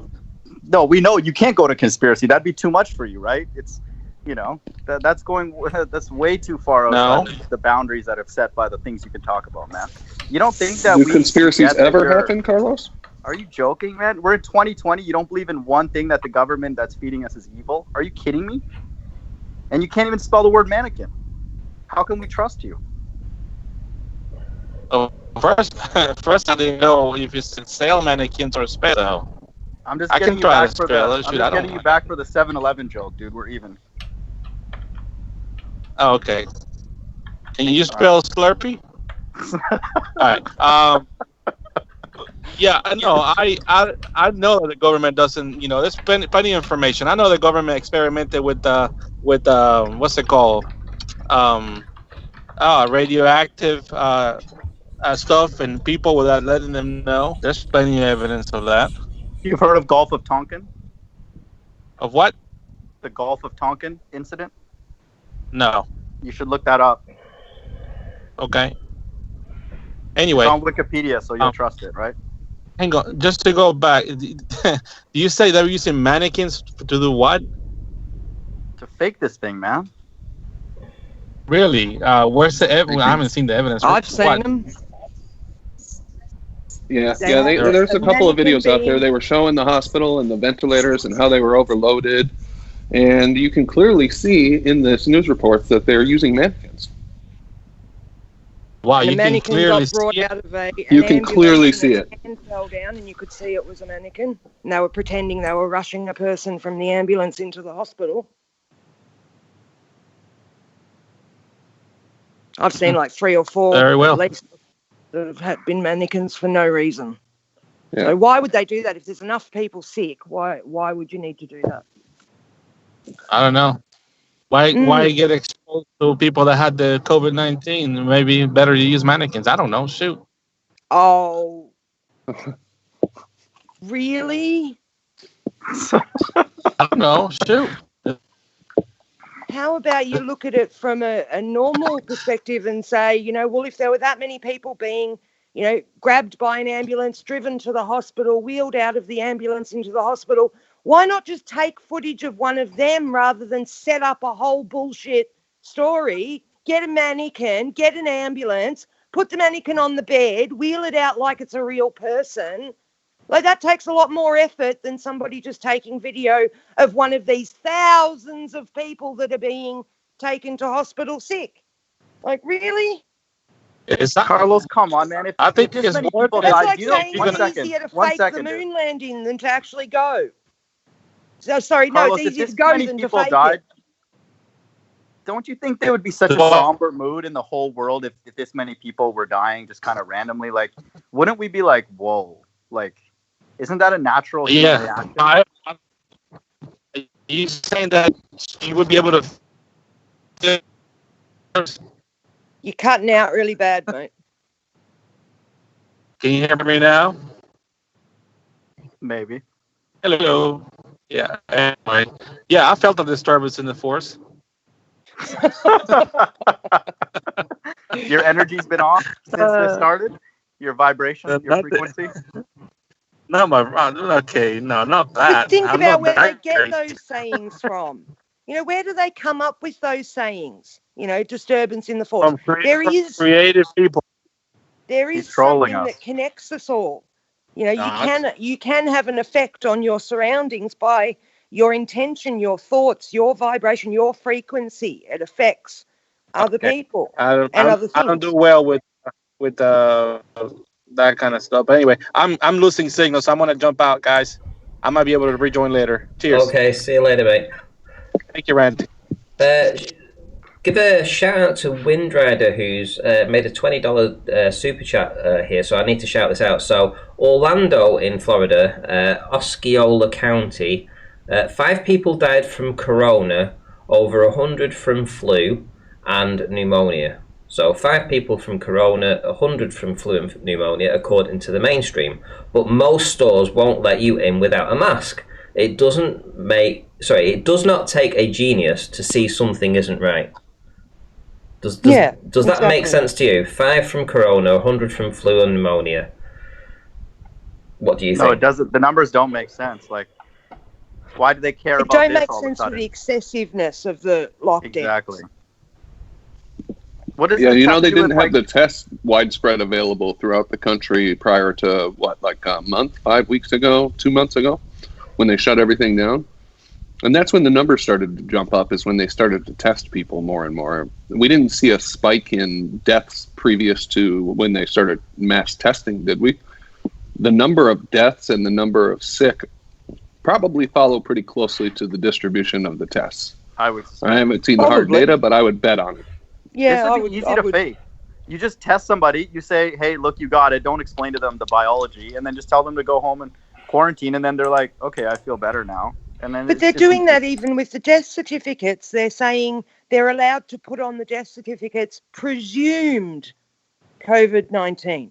It doesn't even have to be like if you've had cancer for 10 years, you're on your last legs anyway. Then you get this really bad flu and it just happens to finish you off.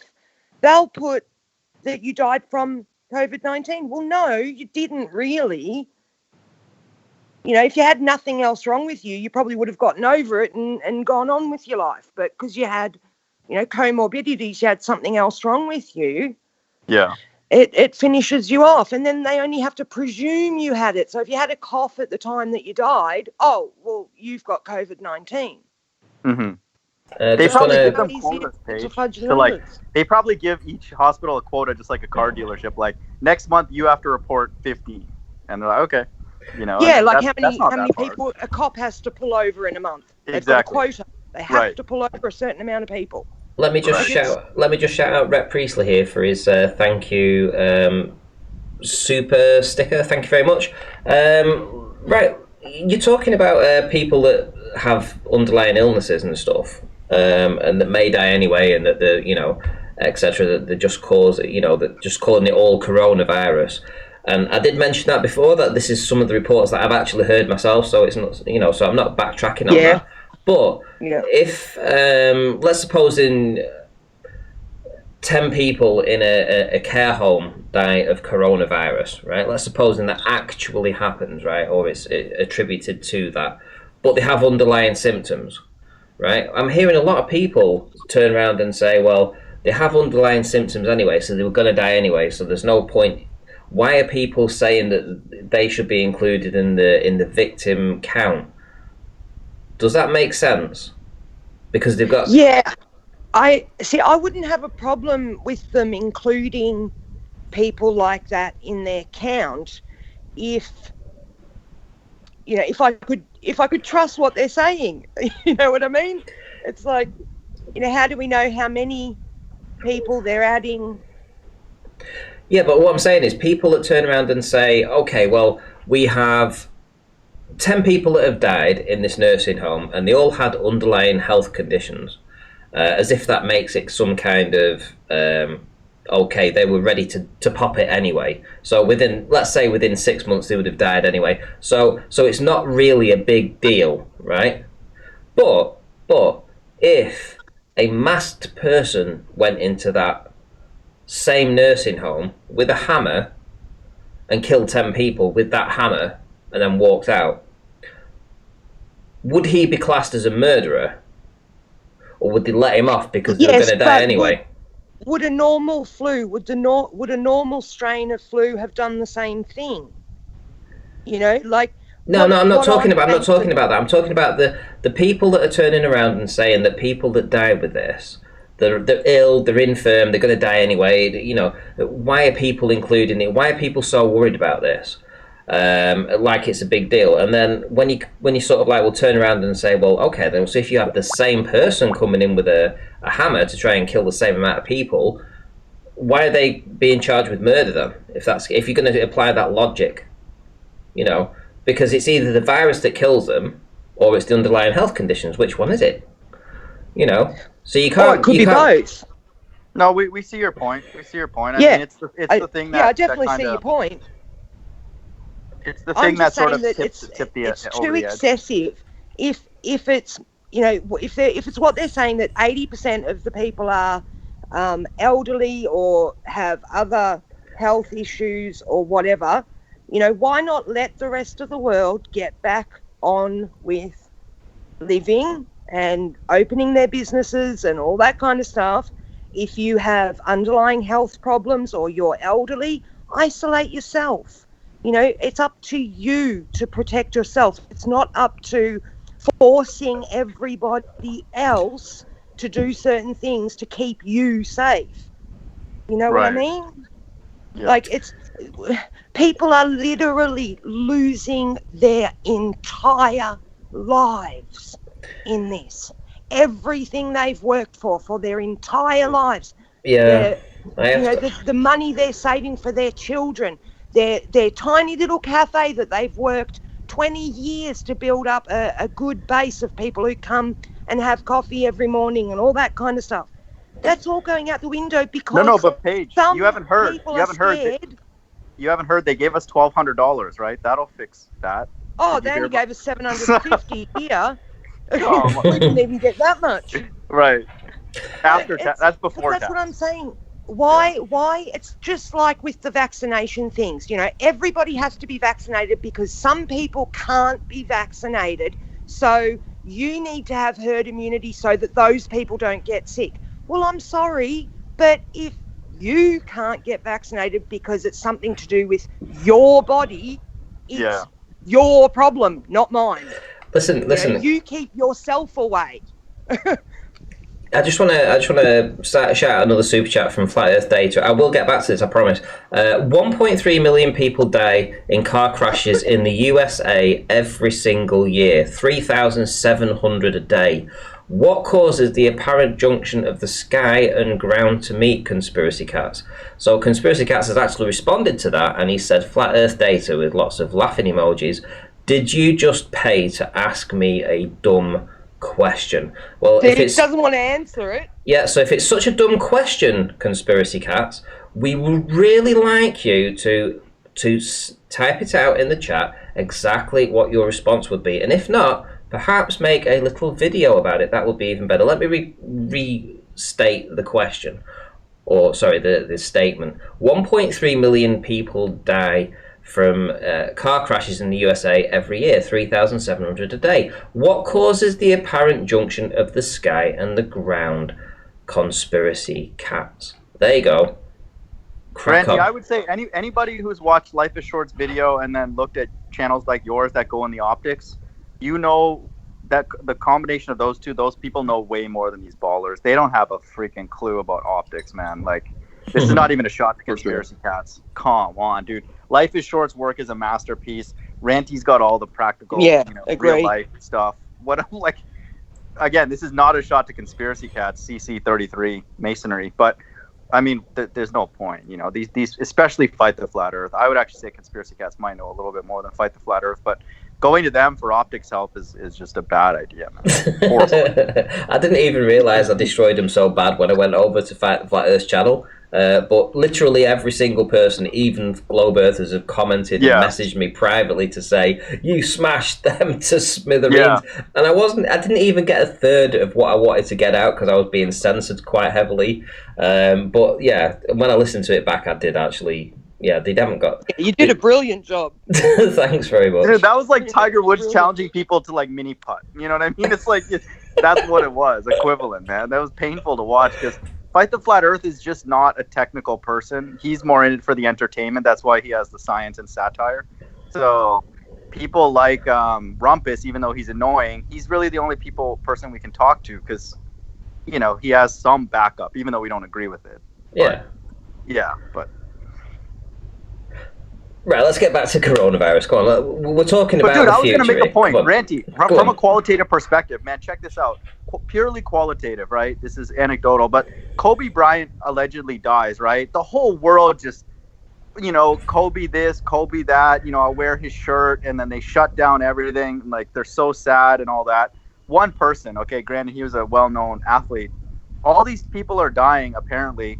No one seems to have any real emotion. I'm talking about from the government feeding us information. If I had to report 30,000 people died, dude, how normal people, like, you can't really, how do you like convey that information, you know, without being a bit emotional about it? It doesn't make sense. Just the whole delivery sounds very baller. So I think a lot of people would agree with that. The whole delivery, Carlos is asking, well, what would we do different? I don't know. Convey the information like a human being. Well, I could thousands of people dying. But I could give Carlos a perfectly good alternative solution, and I did. Let people who are healthy, who know they're healthy, go back to work, go back to school. If you know you've got a health issue and you should be keeping yourself a little bit safer, you have the responsibility to do that for yourself. Stop pushing that responsibility on everybody else to keep you safe. You know, we can't shut down the world because we're afraid that some elderly and sick people might die. It's ridiculous. It's like shutting down the roads because you think somebody might have a car accident. Well, no, you learn to drive a car properly, don't you?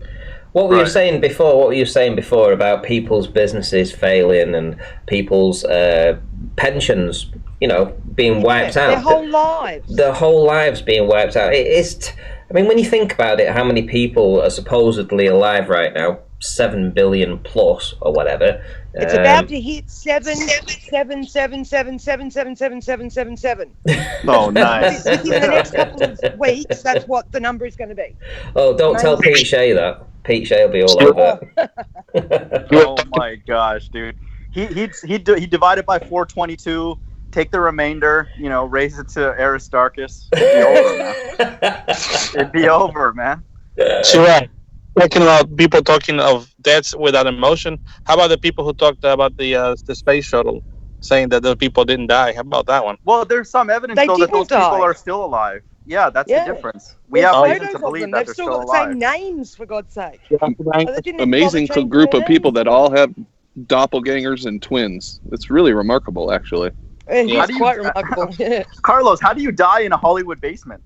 Like, how did they die? Yeah, how do you die on set? Oh, never mind. I didn't realize we're doing make-believe stuff now. My bad. No, you've heard the song by Red You're Hot the one Chili that brought up a fantasy, not us. No, he's talking about, how can somebody talk about people dying without any emotion? Yet you guys saying, these are liars, they're still alive. Which supposedly... Because it's the truth. They are still alive. They are liars. They didn't die in that crash. Nobody died. You met these people in person that's supposedly still alive? Well, do you want us to believe that we met them when they're dead? No, you're saying that they're still alive. Well, I haven't seen anybody come up to them and talk to them and say, "Oh, look, here's it." You're asking us to verify their death by I haven't seen anybody show me their dead bodies to prove to me that they're dead. Like, that's ridiculous to say that. Paige, he wants us to go look for dead people. Yeah. Oh, Carlos, never mind. Carlos, hold on. Photos of them. Carlos, are you a globe earther here? I'm a flat Earth denier. So, Randy, look at his picture.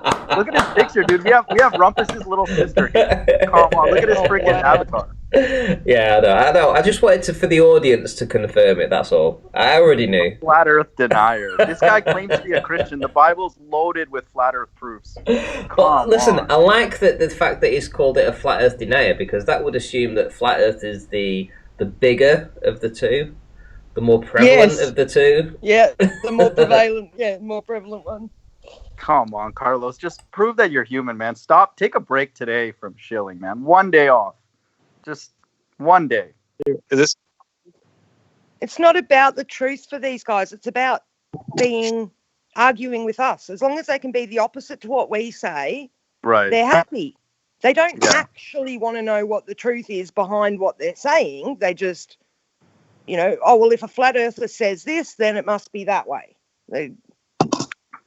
They're claiming we're not sensitive to people dying. We actually care, like if people were to pass away and stuff. That's why we think, actually, in a way, that's why we're so disgusted when they fake it and make people have emotions over a fake death. Correct. Exactly. That's just so wrong. What if you're wrong about the so-called fake death? What about your compassion for the families who actually might have had a loss? If it was real, I would feel all the compassion in the world for them. What's keeping you from knowing whether it's real or not? I've seen photos of them all grown up 30 years later with the same Carlos, name. just to be fair, people that go to war, for example, they don't know what the outcome. They don't always necessarily understand the risk of where they're going. People that do space, that's their decision. They decided to make that their vocation. They should be paid appropriately. And if the technology did not work, and it did, of course, that's a tragic thing, but that's a different situation than Corona. I hope you're not trying to compare those two as apples to apples, correct? Oh, definitely. It's not really a good comparison. I just thought it was funny how you were saying that, these people show no emotion about all these deaths, but yet you guys say, oh, yeah, these Challenger people, they didn't die. And yet the families... Do you understand do you understand my point? Like, if a stunt driver dies, of course we're saddened by the fact that maybe his family is all that's affected, but it's different, I got right? it. Yeah. Okay, they went in knowing what the outcome could be. Very well. They know what they're getting into. It's a high risk, high reward occupation if that actually happens. Which obviously, driving a golf cart on the moon, that's insane. So if you drive a vehicle, you can have an accident and die. So you shouldn't have really any compassion. You say, well, he knew he was gonna probably die if he drove a car. Well, for their vocation. It's not about having no compassion or having compassion. You can have different levels of compassion. Right. Just like you have different levels of trust and all that kind of thing. If you don't know somebody, don't know their family, like the Rocket Man, who the flat Earth, he was a globe earther, but had flat Earth things on his rocket, and he died. It's like, okay, well, if you're going to go jumping out of an aeroplane, or you're going to go shooting yourself up into the air on a rocket, then okay, I'll feel for you if you die, but you had more of a chance. I agree with that. To go back, though, you did say that the reason why that these deaths were fake, you said because there's photographs. So you guys sometimes can use photographs as good, as actual proof, and sometimes if it doesn't go with your narrative, then photos are not enough. No, the difference is these photographs were taken on Earth. The photographs you guys want us to believe in are taken from a place that can't exist. Oh, okay. Very well. Even though you say, you can fake anything, yet you take those photos of the so-called astronauts that didn't die. That's enough. Yeah, fair enough. They could fake them. Is there a possibility there could be people that look like them? Yeah, of course it's a possibility. Yes, so that's why I look at everything and I think about it with a rational mind, and I think, did they have a reason to lie? Did they benefit in any way from lying? And I'm sorry, but with all the research I've done, I can see how they could have faked it and why they would have faked it. Carlos, have you seen? How can we possibly trust anything when we've seen so much fakery? So you're sitting there 35 years later telling us that we don't feel sorry enough for these people, but we don't trust anything that comes from NASA. Exactly. We can't hardly trust anything anymore. Have you seen a funny thing on the way to the moon? Why didn't they just put their hand on the Bible and just say that they did it? Some of them claim to be Christian. Yeah, Buzz Aldrin punched the guy just for asking him to swear on the Bible that he went to the moon. Oh, that'll be a fake Bible. I think you to go to. I think you to go to multiple people with a Bible and say, "Hey, I want you to swear on the Bible you did this," and I'm sure many of them will be like, "Get away from me, you weirdo." No, that guy is. If I went to the moon, if I actually went to the moon, and somebody didn't believe me and come up to me with a Bible, I would laugh, whack my hand on that Bible, and say, "Yep, not a problem, man. I swear on the Bible," because I know it's true. Right. Honestly, arguing about whether the moon landings are real is ridiculous anyway, in its face. It's so fake. It's not even funny. It's like believing in Santa Claus at this point. It's a light. You just can't land on a look light. at the footage, my God. You can't land on a light. It hasn't aged well. So they made so many mistakes. 5,000. They offered him money too to just do that, like for 2 seconds. Anybody would do that. That's proof that he didn't put his hand on there. But if he would have put his hand on, then you guys wouldn't be arguing, right? Well, no, it would be a strong. It would be a. We would. 1 second. You've got to put everything together, not just take one thing on its own. You'll be arguing with me, so don't bring that up. It's not enough.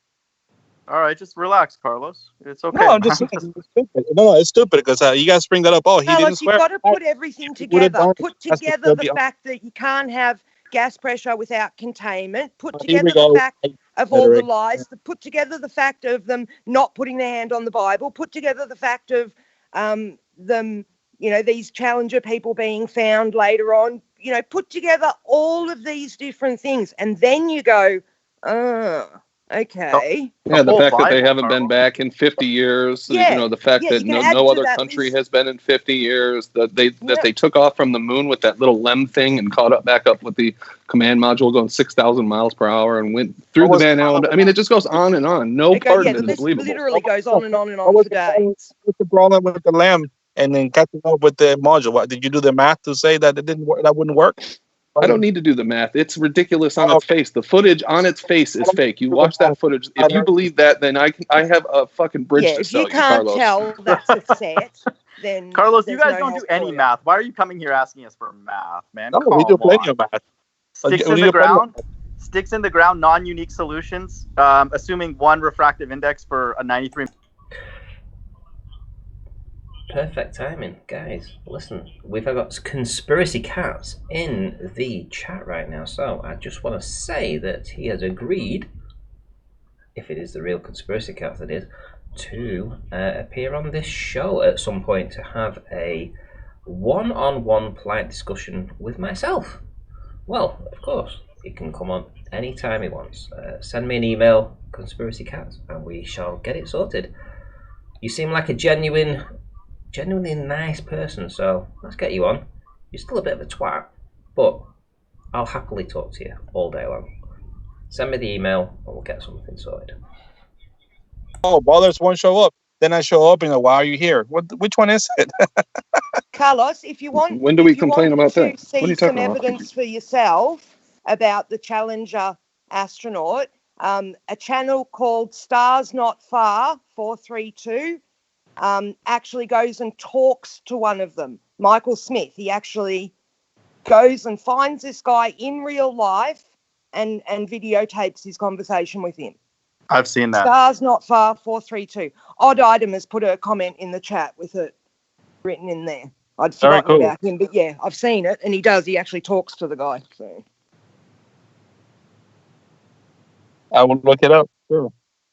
Carlos, there are so many global conspiracies that are not conspiracies anymore that I don't understand why you struggle with them orchestrating other smaller ones. A conspiracy is only two people talking about something, sort of behind the back of a third person. Conspiracies happen literally every day, everywhere. Right. Do you remember when we were called nutcases for thinking that the government spied on us with our phone calls and captured all the internet data? 10 years ago, the people were still saying, "Oh, that's crazy." They're not doing that. Yeah, they wouldn't do that. Some of the same people are saying that they could see you through the TV. So, anyway. You don't think that happens? Oh, you don't think they use the camera on your TV to watch you? You can see somebody through a tube TV, really? What's wrong with you, man? These new TVs with cameras in them. I'm talking about in the 70s. They're and 80s. on even when your TV's not on. It's on my just TV. Like phone, just like your laptop. How can you see somebody through a CRT face explain? Has a camera on it, man. I'm not talking about a fake camera, a non-existent It's camera. people like you that won't protect yourself, and you'll end up, because you won't believe any of this stuff. You won't do anything to protect yourself. So then the elites get more control, and people like me have their life affected because you refuse to even believe the smallest, start of it, even when they tell you that they take all your information and they monitor you and all this kind of stuff.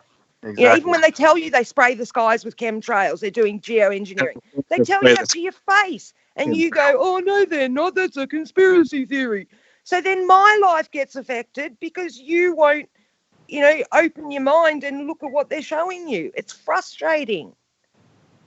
This man is an alleged Christian. But, dude, what does that have to do with anything?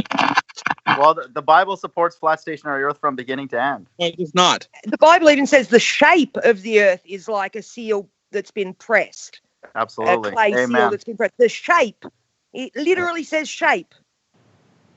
Joshua says it doesn't spin. Daniel says it's flat. Job says the sun and the moon are local. Genesis implies what we experience. Yep. I don't know, Carlos. What else do you need, man? Like, what are you just here to try and get a Slurpee from me or from Ranty, or what do you want from us? I wouldn't get a Slurpee from somebody who don't know what a triangle is. So what would convince you that any of this stuff is happening? What we talk about? What would you need to see or hear to even start considering these sorts of things? If Rumpus allows him. No, thank you. To see a working would you need model, to see it on mainstream? A working model of the so-called flat Earth and local sun, and. But what if it's not? What if it's not around flat Earth? What if it's rectangle? What if it goes on forever? Why aren't you? I don't care what it is. You need another story before you can look at the holes in the story you've already been given. Start with the sun. Sorry? I said start with the sun. How does that work? On a flat?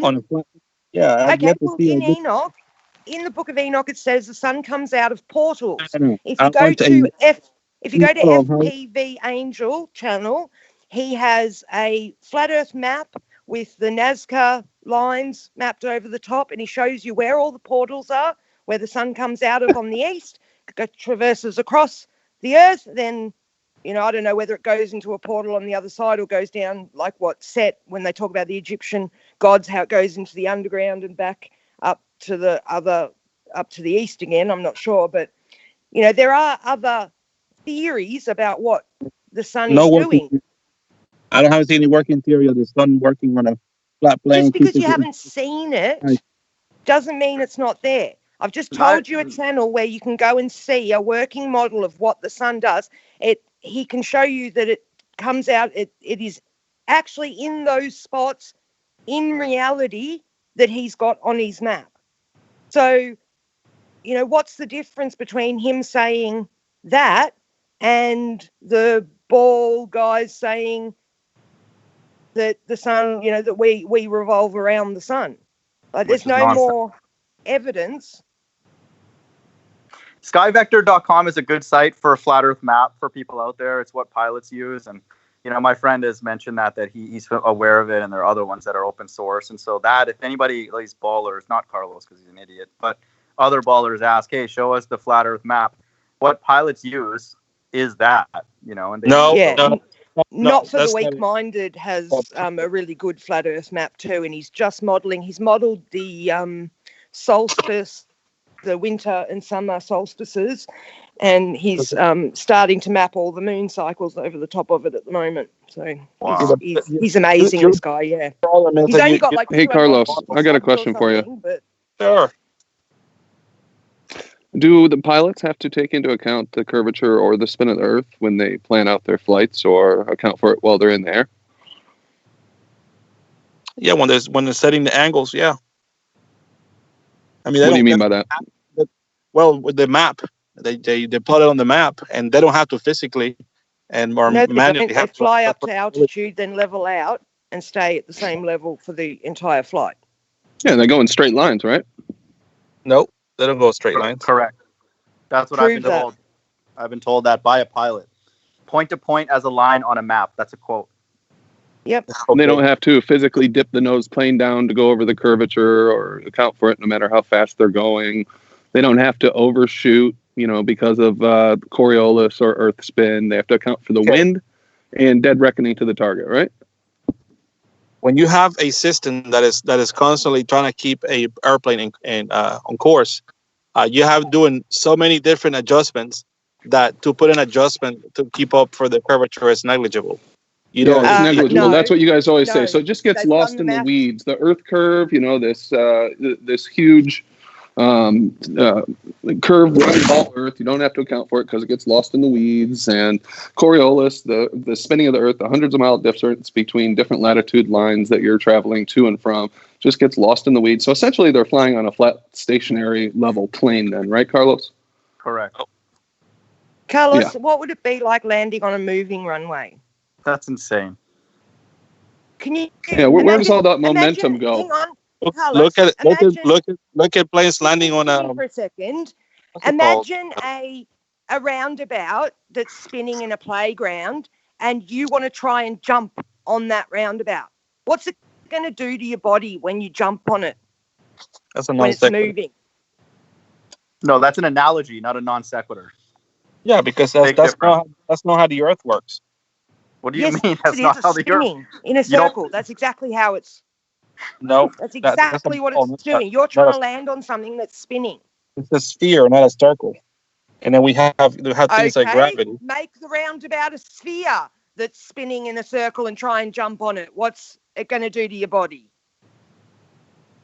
No, that's not a non-sequitur. See, it makes You're too not- much you're not sense using to non think sequitur about it like correctly, that, man. doesn't it?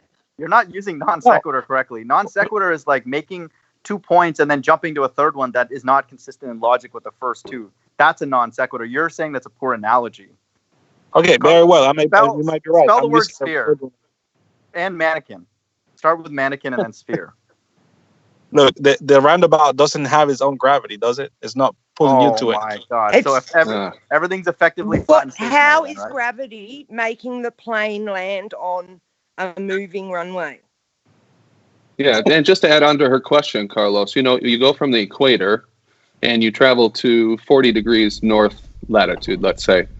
There's about 400 miles per hour or kilometers an hour that you have to account for. You're going to be going that much slower laterally by 400 miles per hour. Where does all that momentum go on that trip? That just gets lost in the weeds? You talking about the rotation? Well, how did the rotation start? So on what length of time do you have to account for the so-called 400 miles difference? No, hang on. Wait a minute. How did the rotation start, firstly? I was asking him if he was referring to the rotation as far as the 400 miles. Yeah, I'm referring to the rotational speed of the Earth at those latitudes. Right. So you're saying where did that go? Well, how much time does it take to go from the equator to the 45-degree latitude? No, he's asking what impact would that have on the aircraft trying to land on something moving? No, that's not the question. Oh, I thought it was. Maybe not. That's my question. My question is, where does that momentum go? So you're spinning at 1670 kilometers an hour at the equator. You take off, you head north, you go to 40-degree latitude. It's about 400 kilometers slower that the Earth is moving there locally. So where does that momentum go? First, when you're in flight, and it's not that long of a trip either. By the way, you're making it sound like it's a to what? And second, how long of a trip is that from equator to the 45 latitude? Let me think here. I've got it somewhere. How long each latitude is? It's 69 miles per degree, correct? So it's about 690 miles. Now I'm giving you miles instead of kilometers between each latitude. So you're talking, let's just say it's 2 to 3,000 kilometers. Going 500 miles an hour. So you've got roughly, a 5 or 6 hour plane ride. Is that pretty close? All right. So if I were to tell you to drive for, fly for 6 hours, and I told you to slow down, we going to say 1,000 miles an hour. So I want you to slow down 400 miles an hour in between now until we get there slowly. Which did any passenger be able to tell the difference? Sideways. No. But how are you even taking? How are you even taking No. the I'm asking acceleration you. off the No. momentum that you've I'm kept asking, instead of I'm just asking the human. speed off the actual No. speed of the plane? Okay. No, I'll answer his question. So the way you frame it, it would be a small change over that time frame. But let's say you didn't correct for it, you would be 400 kilometers off of your target, right? No. It would be almost undetectable, right? To slow down that amount of time, that much, but with that long amount of time. Think But about they're it. So you're not telling slowing me down. They're doing the same speed the whole way along. Do what? Yeah, how are they slowing Planes- down? Planes are doing Where's the that? same. Say they're doing, say they're doing 500 kilometers an hour, whatever. They're not doing 500, then 499, then 498, then 497. And even if they were, that's not taking the speed off the supposed momentum that you've kept from the spin of the Earth. All I'm saying is that you will not be able to, if you're losing that much speed and that You're not that getting period. what I'm saying, are you? No, you guys don't realize that you guys are not able to detect No, that. you just don't get what I'm saying. So pilots don't have to account for the spin of the Earth then, in other words. You can say that. That's essentially what you're saying. It gets lost in the weeds along the trip. Sure, there's a lot of corrections and adjustments while you're flying that to be able to notice or correct for Coriolis it's just negligible. No, Coriolis? that's not what I've heard. That's not what I've heard from pilots from their mouth. Well, that's my opinion. I may be wrong. Shoot. So You we are know wrong. that you're wrong. We're just letting people know who are listening that you're wrong. That makes you guys happy. Yeah, that's fine. No, Doesn't it's make not us what happy. makes us happy, mate. They've already done the math of how high a plane is, how much curve, it has in a certain flight. So therefore, how much it would have to drop down to get around that curve. And it's astronomical. You would feel it. The reality is that none of you guys have it worked out. Is that and ask yourself, if there was such thing as a sphere and if there was such thing as gravity, would an airplane would have to account for the curvature by dipping its nose down? Nobody has done that calculation. All you say is like, oh, we don't see. Okay, Carlos, relax. Okay, Dipping so the nose down there. Gravity acts from point to the center of the Earth. We're asking about questions related to like lateral motion, right?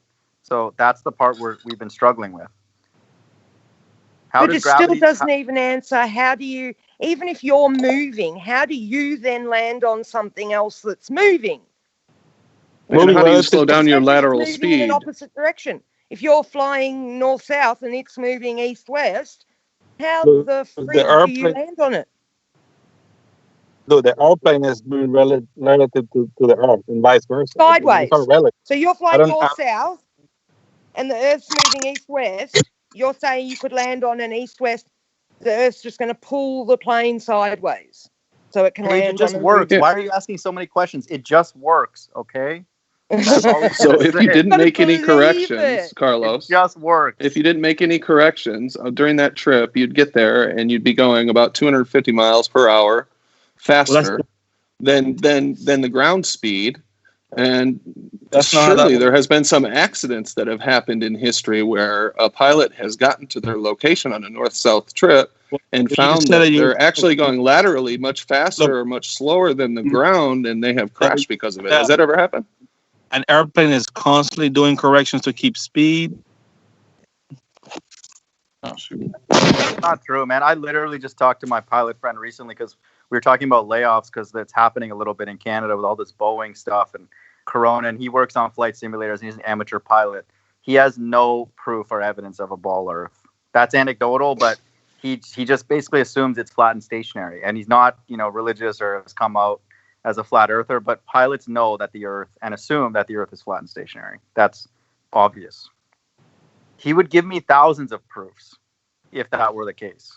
The Earth was a ball spinning, and how he corrects and where he learned that in his manuals and all that kind of stuff, man. Yet their silence is proof. And the time that they didn't correctly and got to where they were going and realized they're going sideways at tens or thousands or hundreds of miles an hour. Landing on landing strips that are all orientations everywhere across Earth. Come on. You think they're all lined up to Earth movement? Really? It'd be very obvious to a pilot if the Earth was a spinning ball. I have friends who do drilling. They don't account for it in the lateral. I mean, jeez. See, Carlos just dropped. He couldn't handle the truth. He's gone. Oh, jeez. That's what He happens just dropped. when people come to this panel. They just get wrecked. They start crying and then they leave. That's kind of cool. That's without Randy. Poor guy. Poor fella. Yeah, poor fella. I have no His patience brain. for Christians. Christians should come on here and be respectful. Okay, they still want to believe ball Earth. That's fine, but I mean, you might want to open up the book, and take a look at some things. They would be a lot more diplomatic. So there's something else going on with Carlos and MC Toon and all these other morons. I've just been asked a question by Kerid59IF. Yeah, I saw that. It's go ahead, Paige. Oh, I was just going to say, he's saying to Google the difference around the Tropic of Capricorn to the Tropic of Cancer. The difference is 2141 miles. I've never actually bothered to look what Google says about that. My whole point is, it doesn't matter. It doesn't matter at the moment what the Earth actually is. We need to focus on showing people what it's not, so that then we can, start doing things to find out what it actually is. I agree. Yeah, use some of 100%. those billions of dollars that they fund NASA and all those other agencies for. Exactly. And give us access to that those money fucking off them data. first. Yeah, stop NASA from using all that money to lie about what the Earth is. Get that money, get people together who are interested in finding out what the Earth actually is, give the money to them, and give them, 500 years to start looking into what it actually is. I think we should bring George Hnatiuk in. Oh God. Yes. I think we should, because I'll go on mute. I won't. You bring him in. I won't talk to him. well, to be fair, he's blocked me. He's been George is a man for the people. He loves the people, the common man. So yeah, bring him on. and he's been very active in the chat this evening. He's normally quite active, but he's been very active right now. Yeah, and he's making quite the ruckus inside the chat right now. So, Georgie, if you want to jump in, no whiteboard this evening. Georgie, Porgy, Puddin' and Pie kissed the girls and made them cry. Certainly did. We don't need a whiteboard this evening, but if you want to join and have a chat, by all means, jump in.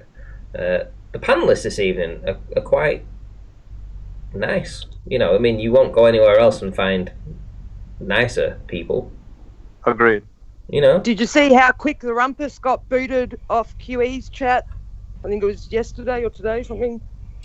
He literally said hardly even got one sentence out that was a straw man to whatever argument QE'd asked him, and QE just went out. Bleh, you're out. Paige, there's something wrong with Rumpus. He's in a really bad mood lately. He's calling he's normally something's going on with that guy. I don't feel bad badly. For him. He's being more twattish than usual. Yeah, more swears. Normally he's just you're an idiot kind of thing. It's weird.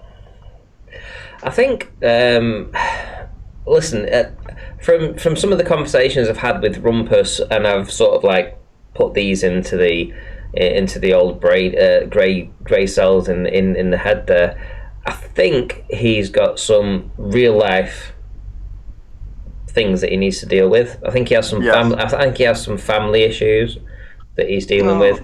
So, it's. We get this impression of Rumpus, and we only see him when he's on here, though. We don't know what he's like. It's like Professor Bell. As much as I argue with him, I actually have more respect for him than many other ballers, because at least he will come on and talk to you. Yeah, These guys that sit in the comment section and just, call your names and demand that you answer their questions and all this kind of stuff. I even tell them, okay, next time I'm on Ranties, jump on and I'll talk to you. I've got no problem talking to you. And then they disappear. And it's like... Speaking of Professor... Okay. Speaking of Professor Bell, Paige, did you guys happen to see his last video? It was directly aimed at us. I don't watch their videos at all. Well, Okay. before we get into that, I'm sure you've got something to say. I just want to say that George has said that he doesn't want to come on this evening. He says that Paige is too much white noise. That's it. That's his word. That's his words, not mine. That's what he said. So, George, we can talk about white noise. He's an electrical engineer. We can even go in the details. If he's frightened of a woman, if he's frightened of debating a woman, that's entirely up to him. That's entirely up to him. Exactly. That's a beta male move. That's not alpha. And well, you didn't really expect him to be an alpha, did you? No. But we gave him a chance. He didn't take it. Fair enough. Yeah, I mean, I even said I'll go on mute. I'm quite happy to sit and just listen to you guys talk to him. But if he's too scared to even join, well, nothing I can do about that. Hang on. Wait a minute. Yeah. Go ahead. Well, I was just gonna say, I love when he says cornholiolis. I just need him to say that. Right. So what we need now is Paige to make a disclaimer and say, George, if you join this evening, I won't speak to you.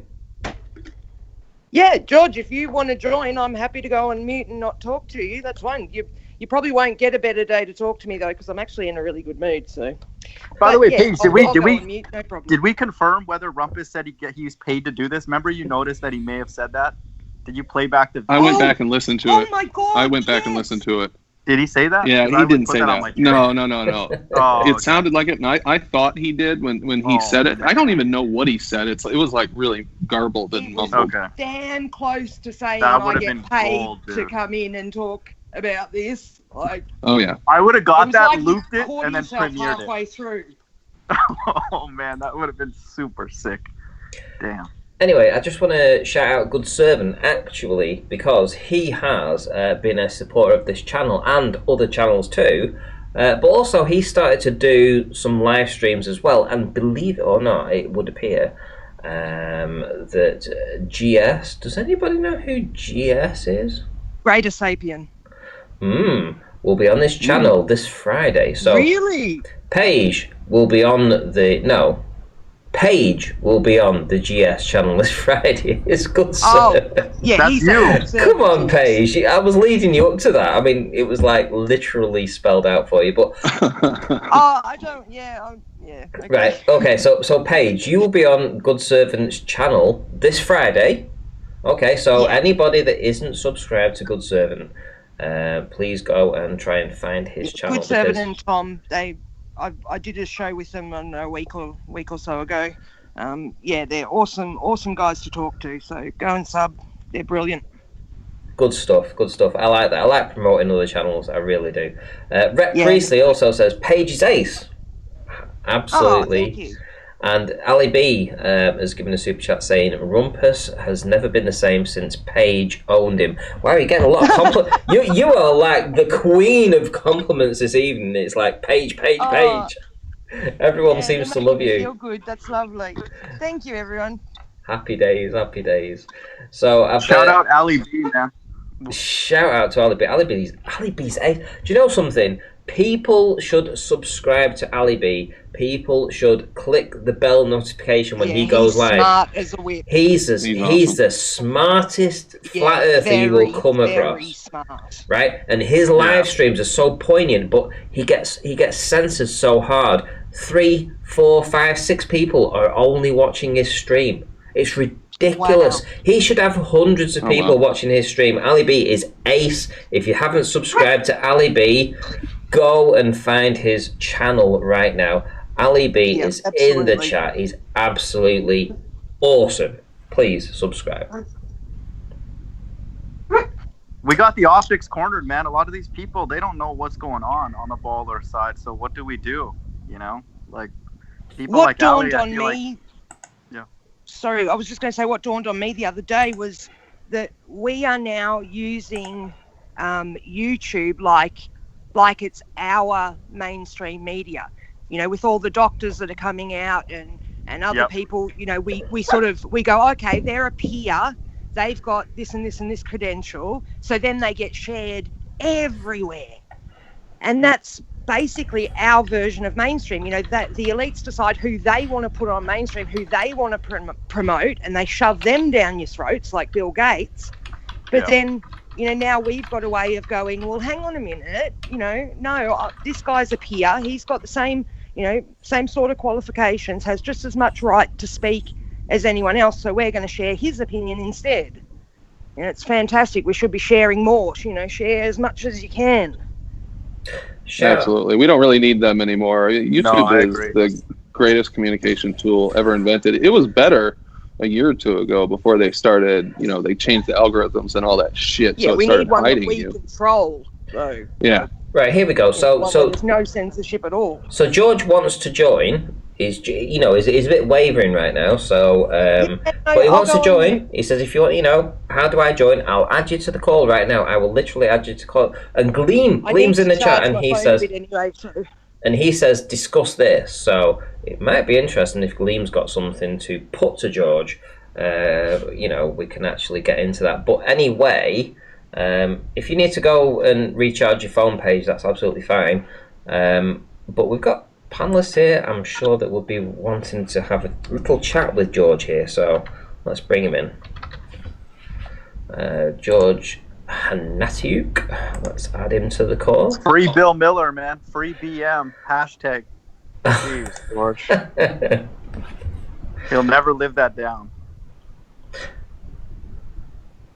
Oh, he's a bad. Apparently, George has a bad throat irritation and he's coughing a lot.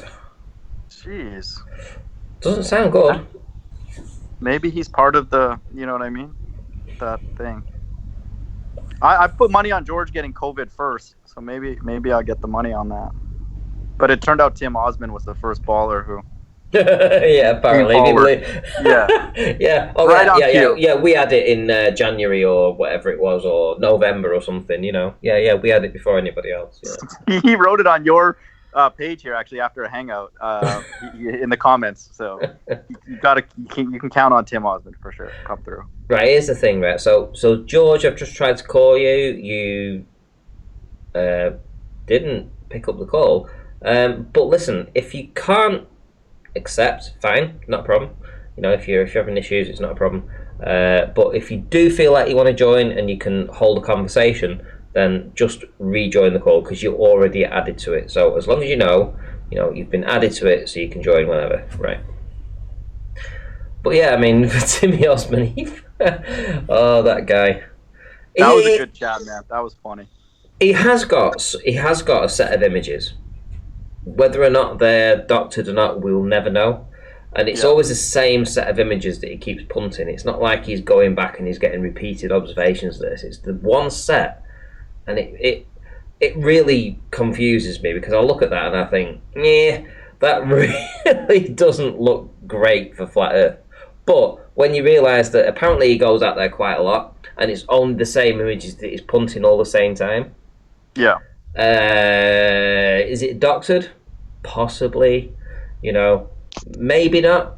You know, I'm not going to say that it isn't. It is. I actually believe that it's a real observation. But what about sinking, guys? To set the record straight, I didn't run away. My battery died, fellas. Oh, you didn't. Carlos, we're glad you're back. You didn't run away. You didn't run away. Right, okay. I didn't. But Ranty, both extremes we've seen, you know, like the Black Swan and then major obstruction. So you can argue which one happens more frequently, but the only way to do that is to take a lot of tests. But I don't think we're as afraid of bottom up really anymore because we know that it's real. It's not anything shocking. We need to start That's something that happens. I don't think optically we can prove one way or the other the shape of the Earth. Agreed. And they've certainly set it up to where we can't falsify the globe optically. I think, yes.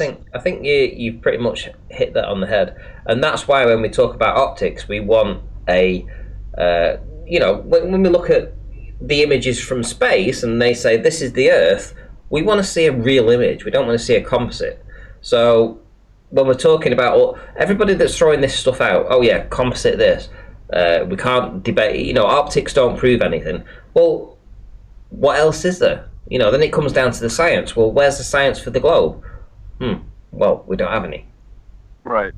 Yeah, good point. Speaking of optics, we're learning so much good thing. Life is short. You guys were talking about Life is Short. That was fantastic. When he came out with that presentation, it put so many things together that you were working on, Randy, and was being talked about in Flat Earth Debate back then. That was fantastic. But Gleam has been doing a lot of research into perspective, too. I wish he could come on and talk about it. He's been having some discussions with Erebus. I've listened to it a couple times because these guys get into so deep into stuff. And Erebus just denies everything that Gleam shows him and distracts and deflects to other subjects. Gleam is awesome. Who's Erebus? I've never heard of Erebus. Is he got a big channel? Does he get a lot of people watching? I think he goes by Bearded Devil too. He hangs out on the on Jose's show on a regular basis.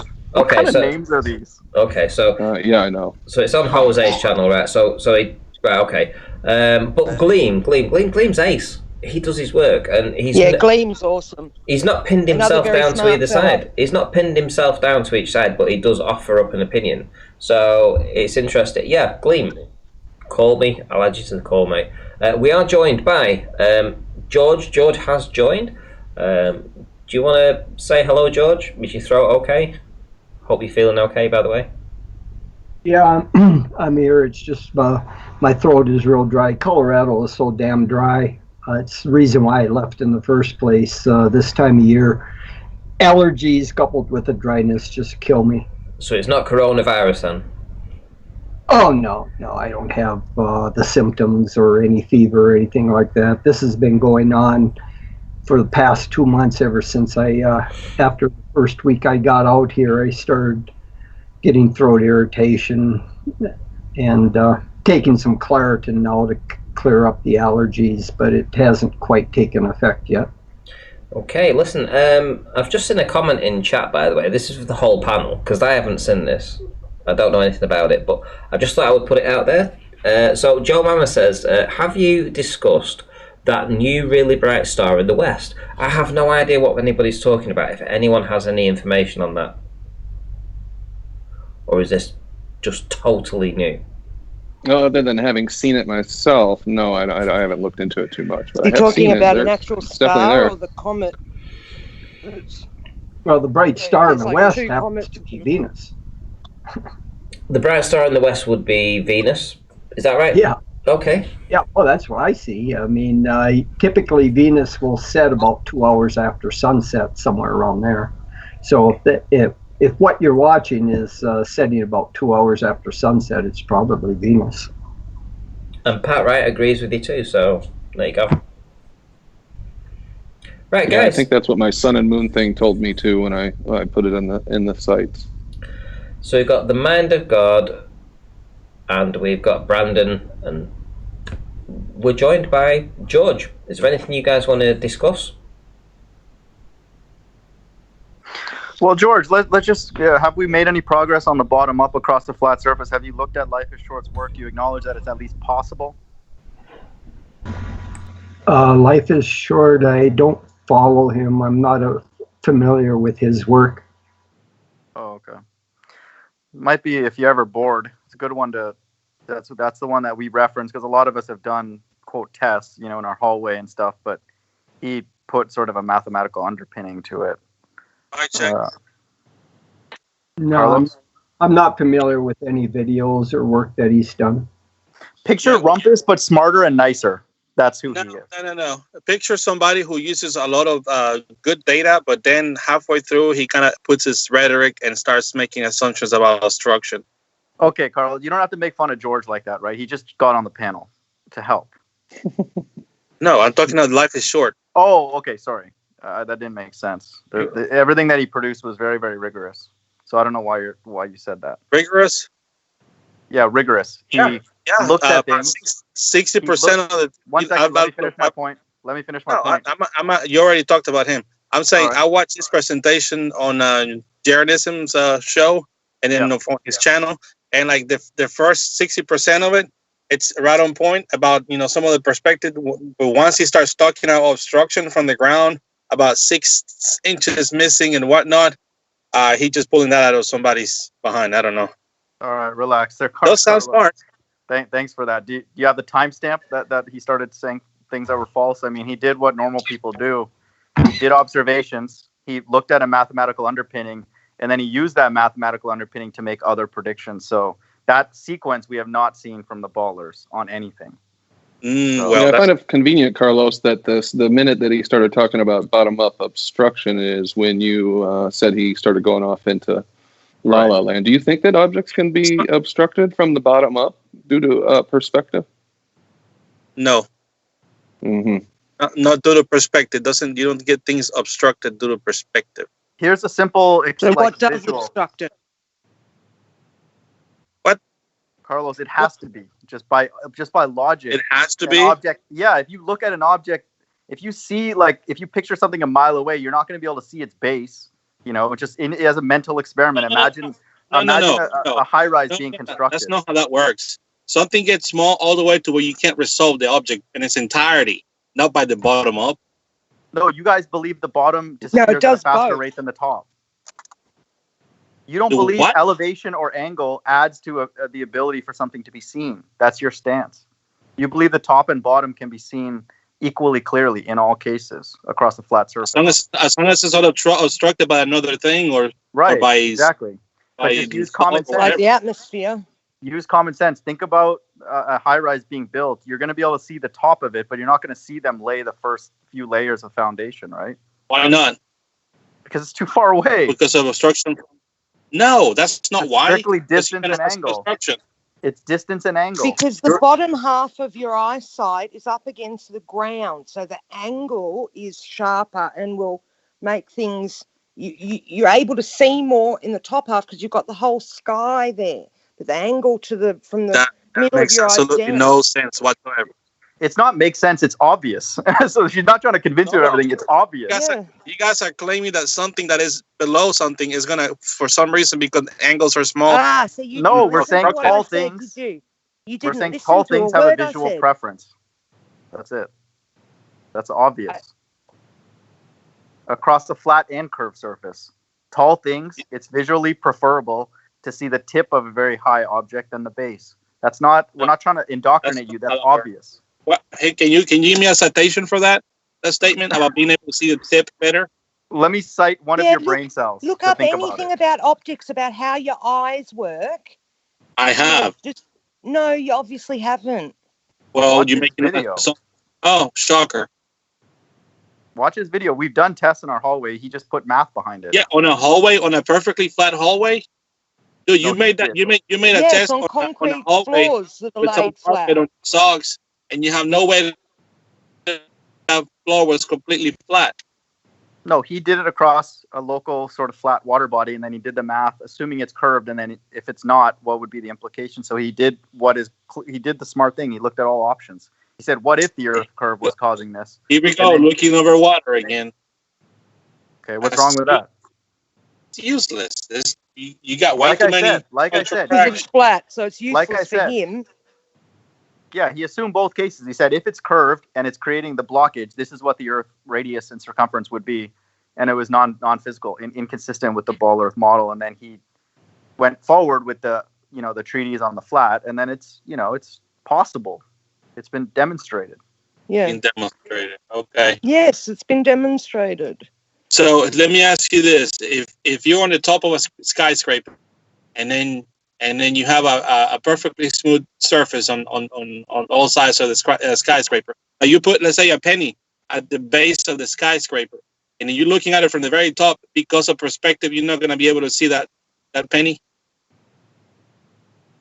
Yeah, it's very far away. What does this example apply to looking out long distance, miles out over the land or the water? It's not analogous. Yeah, hang on. Carlos, I can make an Why analogous. not?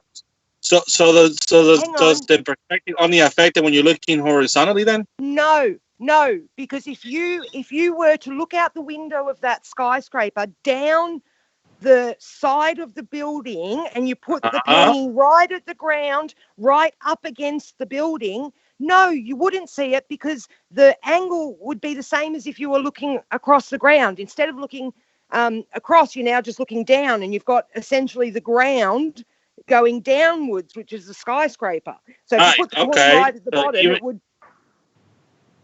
Let her finish the point, man. Yeah. Yeah, I'm so sorry. you put the Go penny ahead. right up against the wall, and you're looking down as if the side of the skyscraper is now the ground. The same thing will happen, because your eyes still work the same whether you're looking across or down. Okay, listen. Hold on, Carlos. Sorry. Could we ask George? From being on, you still wouldn't be able to see it. Could we also ask George for his opinion? What he thinks? Sure. Randy, are you saying that because Carlos doesn't know anything? No, I'm saying it because, we've got two Globers here. Fair enough. Yep. And I want to get an equal opinion.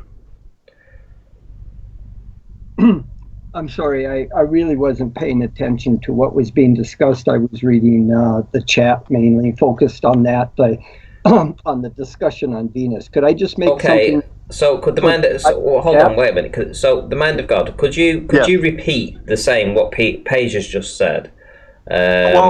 So that George can understand it too. Because I know that George and Paige are having this thing, so they don't want to talk to each other, and that's probably why what's going on now is going on now. To George. He has a problem talking to me. Yeah. Okay, so the mind of God, could you say to George in the same sort of wording what Paige has just said? Well, I'm not sure, George. Is this whole optics thing even interesting for you? Do you have some interest in even talking about this kind of stuff, like bottom-up obstruction? It depends on the issues in optics. These discussions about black swan and oil rigs, Island of Man, or photographs. I have absolutely no interest in that stuff because you can't tell what's really going on from a photograph. But if it's other than a photograph, I'll listen. Okay, well, it's more of a thought experiment that we were just trying to walk Carlos through, that angle. If someone were to model visibility on a flat Earth, on a flat plane, on a flat anything, in the very least, distance to that object and angle that it's presented to the human eye or the observer needs to be involved in the mathematics. You guys would argue that the angle is not important; it's just the distance. But anybody, Chris Berry's done tests. Wait, just a minute before you go further. What do you mean by angle? How tall the thing is. How high above? That's called angle. You mean its angular measure as perceived by the observer? No, let's use a simple, for now, let's use simple terminology. Let's just say a high rise is being built from ground up, how tall it is. And then angular size. That's what I don't want to get too far ahead, man. Are you talking about angular size as perceived by an observer? No, let's just think about this simple experiment for now. I'm trying to understand what you mean by angle. The only reason I'm not going to the angular size thing yet, is I don't want to introduce an atmosphere yet.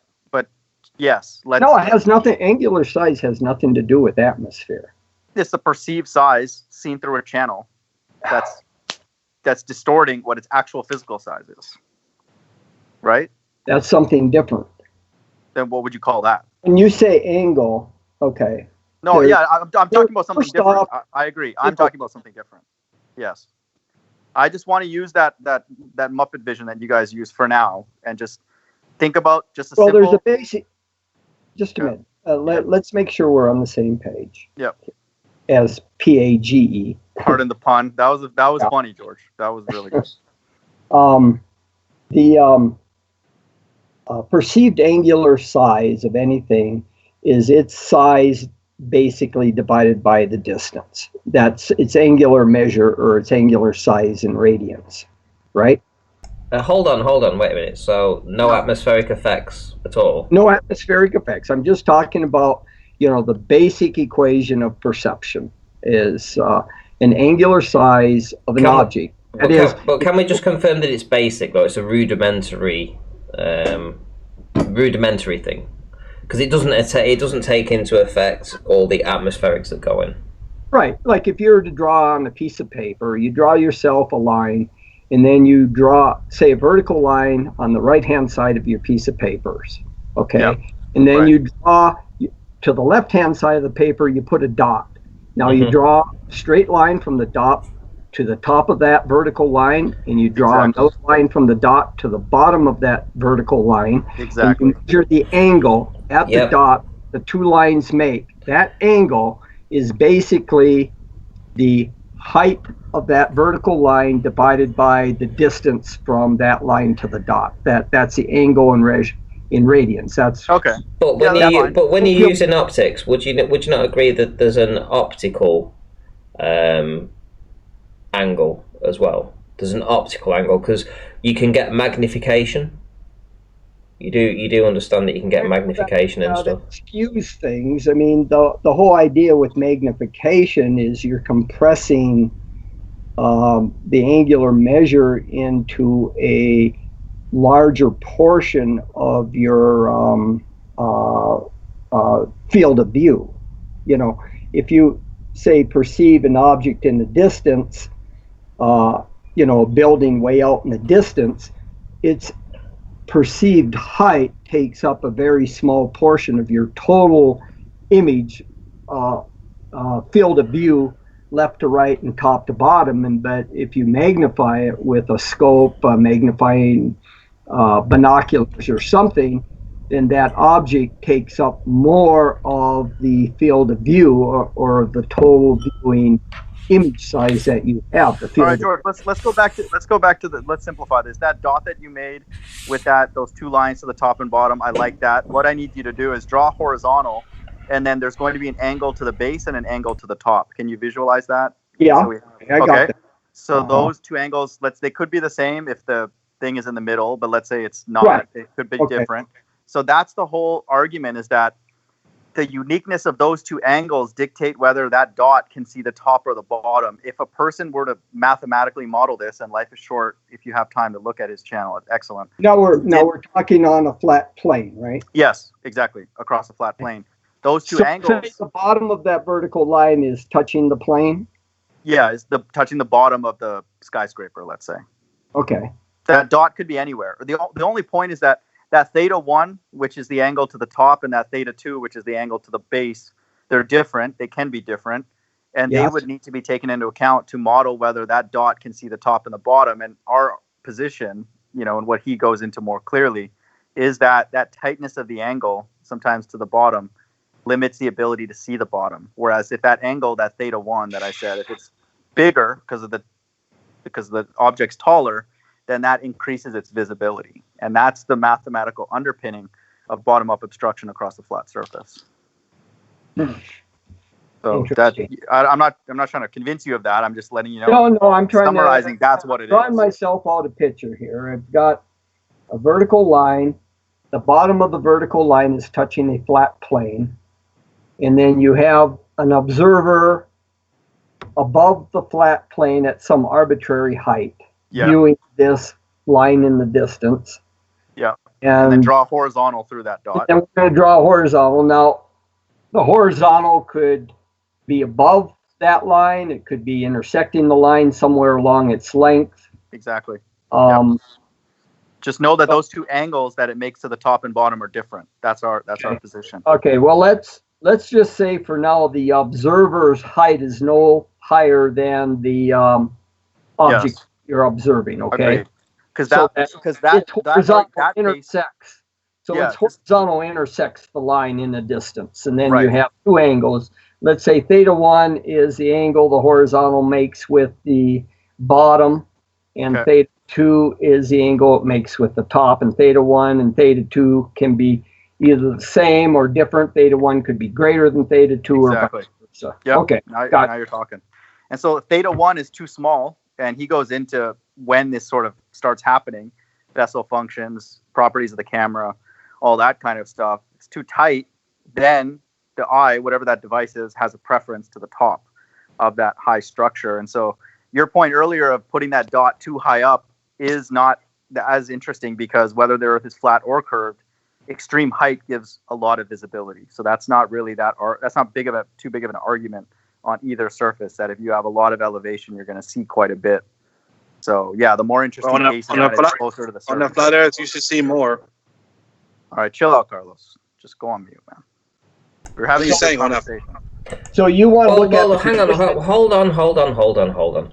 I want to address that. So if you've got one ant in front of you in your line of sight from the floor, right? So you're on the ground level and you see another ant. So well, hang on, let's change this around. So you see a human 10 feet away, right? And behind that is another human that's smaller than the human in front. You can't see that human. So you climb a ladder and you're able to look over the human that was in front of you to see the human behind it. Yeah. That allows you to see further. Yeah. Yeah, it gives you better visibility. Exactly. All I said was that you would see more on a flat plane. Carlos, one second. No, Sorry, you see more from above. 1 second. Ranty, can I take on that point 1 second? Great observation or great thought experiment. What happens then when you elevate, even when you elevate and you look at that person behind who's shorter, there's going to be a preference for the top of that person's head. You're not going to be able to see the bottom. Because why is that a preference? 1 second. I'll fill it in for you because you're not following. Elevation and angle always gives preference to the top. Height always is preferable for vision. Always. What? If you're higher, if you're anywhere, the top of something that's elevated above the surface will always have, in the very least, a slight preference to be seen visually. Even if it's not noticeable. That goes into a person's bias. I agree with you. No, that's math. That's math. If you were to model whether something can be seen, in Ranty's case, a shorter person behind a taller person, if you increase the elevation, the view, you will eventually be able to start to see the top of the person's head. Yeah, that's because it's not because you're seeing further, it's because you're out of the view of the obstruction. No, you would see further. Yeah, too. you don't. It doesn't. Honestly, that's just a simple example. Listen, if you were on a flat plane and then you went to your quote unquote pictures from space. Hang on, wait a minute. Pictures from space where you see the Earth from, let's say the moon. Is it the Earthrise from the moon? Right. So you see half of the Earth all in one image. Right. Do you really think that you could see all that detail from being down here from 6 feet at the shoreline? No, that's not what I meant. I'll clarify what I meant. The fact that you see that object, that shorter ant or whatever behind the one in the foreground, is not because you're seeing further. You do not have the obstruction in front of you. But yes, as you get higher, you can see further. But the fact that that ant behind the object in the foreground is not because you see further. It's because you are now the obstruction's still there, George. The only thing that's changing, the obstruction's still there. The only thing that's changing mathematically is the elevation, which creates a new angle. Yeah, which gives you the object. That gives you a different angle to your view. Exactly, correct. So distance and angle is always needed to model visibility across any surface. Distance and angle, not just distance, which is your position as a ball earther, which is not an intelligent position. It's not true. I never claimed that. No, that's what you guys believe. Across a flat surface, you guys believe the base. 1 second. Okay, maybe not you. Sorry. The general position of ball earthers is that only distance is required. There is no bias for visibility. As long as you can see the top, you should always be able to see the bottom on a flat surface without any atmosphere. And I'm telling you that's not as long as there's no obstruction. Even without obstruction. We're telling you that angle dictates visibility. And to be honest, you don't need a physical obstruction. You don't need you don't need a physical obstruction. The weather, the atmosphere can cause obstruction. We've seen it with inferior mirages. We know that this thing, it just happens. Even in your model, you have sinking. No, but Randy, it's not even atmosphere. It's not even atmosphere. He used Bessel functions to show that just the way optics works, even if there is no distortion or anything blocking or anything weird atmospherics, just the angle itself will lead to confusion for the base against whatever it's resting on. Okay. And he goes into Let me ask you this. So you're Yeah, saying the that, let's say, skyscraper thing the- shows you that. that you can see like the preferences because of height. So you say you can see the top of somebody's head before you can see the rest of the body, without any physical obstruction. That's just because of the angles are different, right? In Ranty's How much example. Okay, let me ask you this. So if let's say the angle from the angles of your forehead and the angles of your shoe are about the same, right?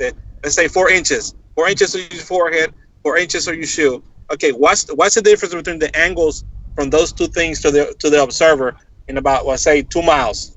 What's the difference on those two angles? It would be It would be extremely negligible. so yeah. I mean, Correct. in my hallway, Extremely in my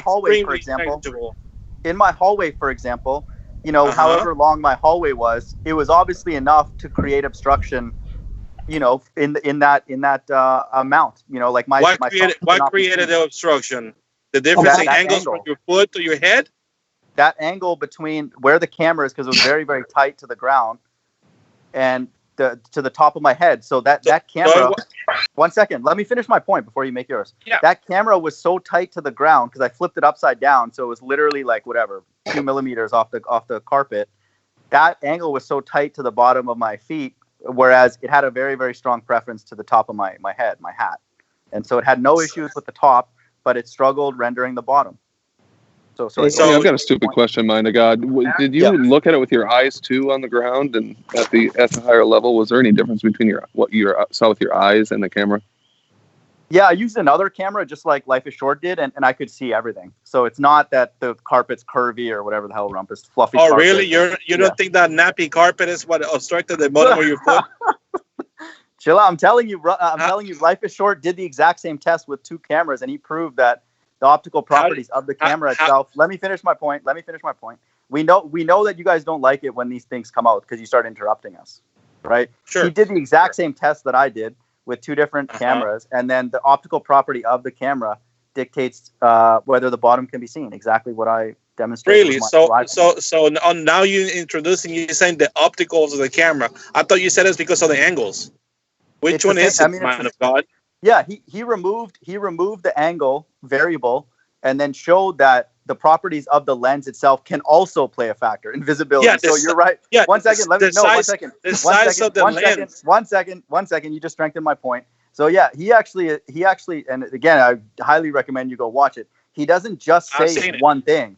He doesn't just say it's one thing.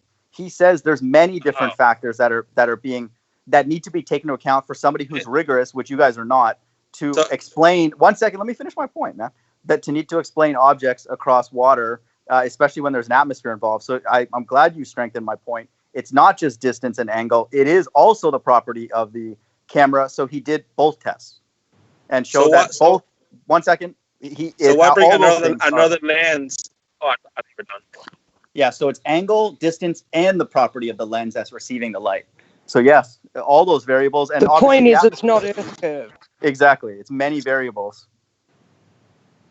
So dude, thank you, Carl. You realize if you compare the lens of, let's say, an iPhone and the lens of a DSLR, a much bigger lens, you'd realize that you can overcome a, let's say, 1 inch obstruction on the ground by just changing the size of your lens.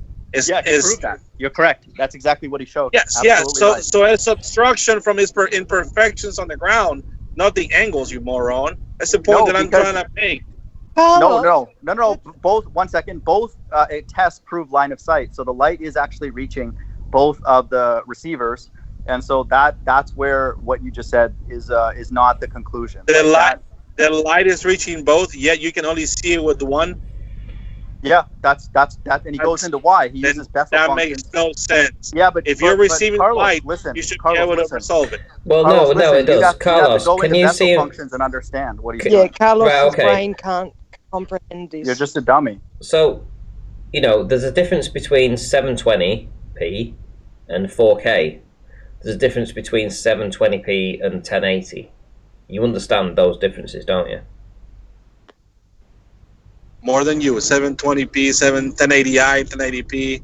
Yeah, sure, I know. Yeah. And you All go, right, you know, relax. so when you get to those stages, you understand that there's only a certain amount of data that can be collected in each. Are you referring to the fraction limit? No. No. Oh my Oh my goodness. goodness. Yeah. Right. Why are you trying to put all these labels? Just listen to what he's saying. The No, no, no, concept. no, no. Yeah, Okay, just listen to the yeah, words Right. used you're and talking don't about add a anything limited to it. amount of pixels. Right. A So limited amount of pixels. Yes, I understand. so if I go to YouTube right now, I can watch a 1080p YouTube video in 144p. Yeah. I can go and I can change it in the settings to 144p. What happens when I do that is when I change it from a 1080p video to a 144 is that I get something from like the 1970s, quality, video. And then when I increase it and I increase it again and I get up to around about 360, I see a little bit more. And then I get to 720 and I see a little bit more. And then I get to 1080, I see more. And I get to 4K Randy, and I see a little bit more. You're talking about MPEG artifacts or compression artifacts. I understand. Where are you going at with that? That's not what he's talking about. Oh my God. Guys, It's Yeah, not you- because please, things please, weren't please, please there, take it's just they over. couldn't see it with that.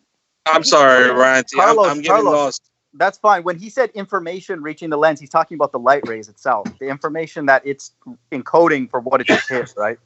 So he's saying that those two things, just like in Life is Short's example. Okay, let me finish my point. When he says information, he's saying that there's no obstruction. There's line of sight in both examples. So both of those lenses have equal opportunity to render whatever is coming its way.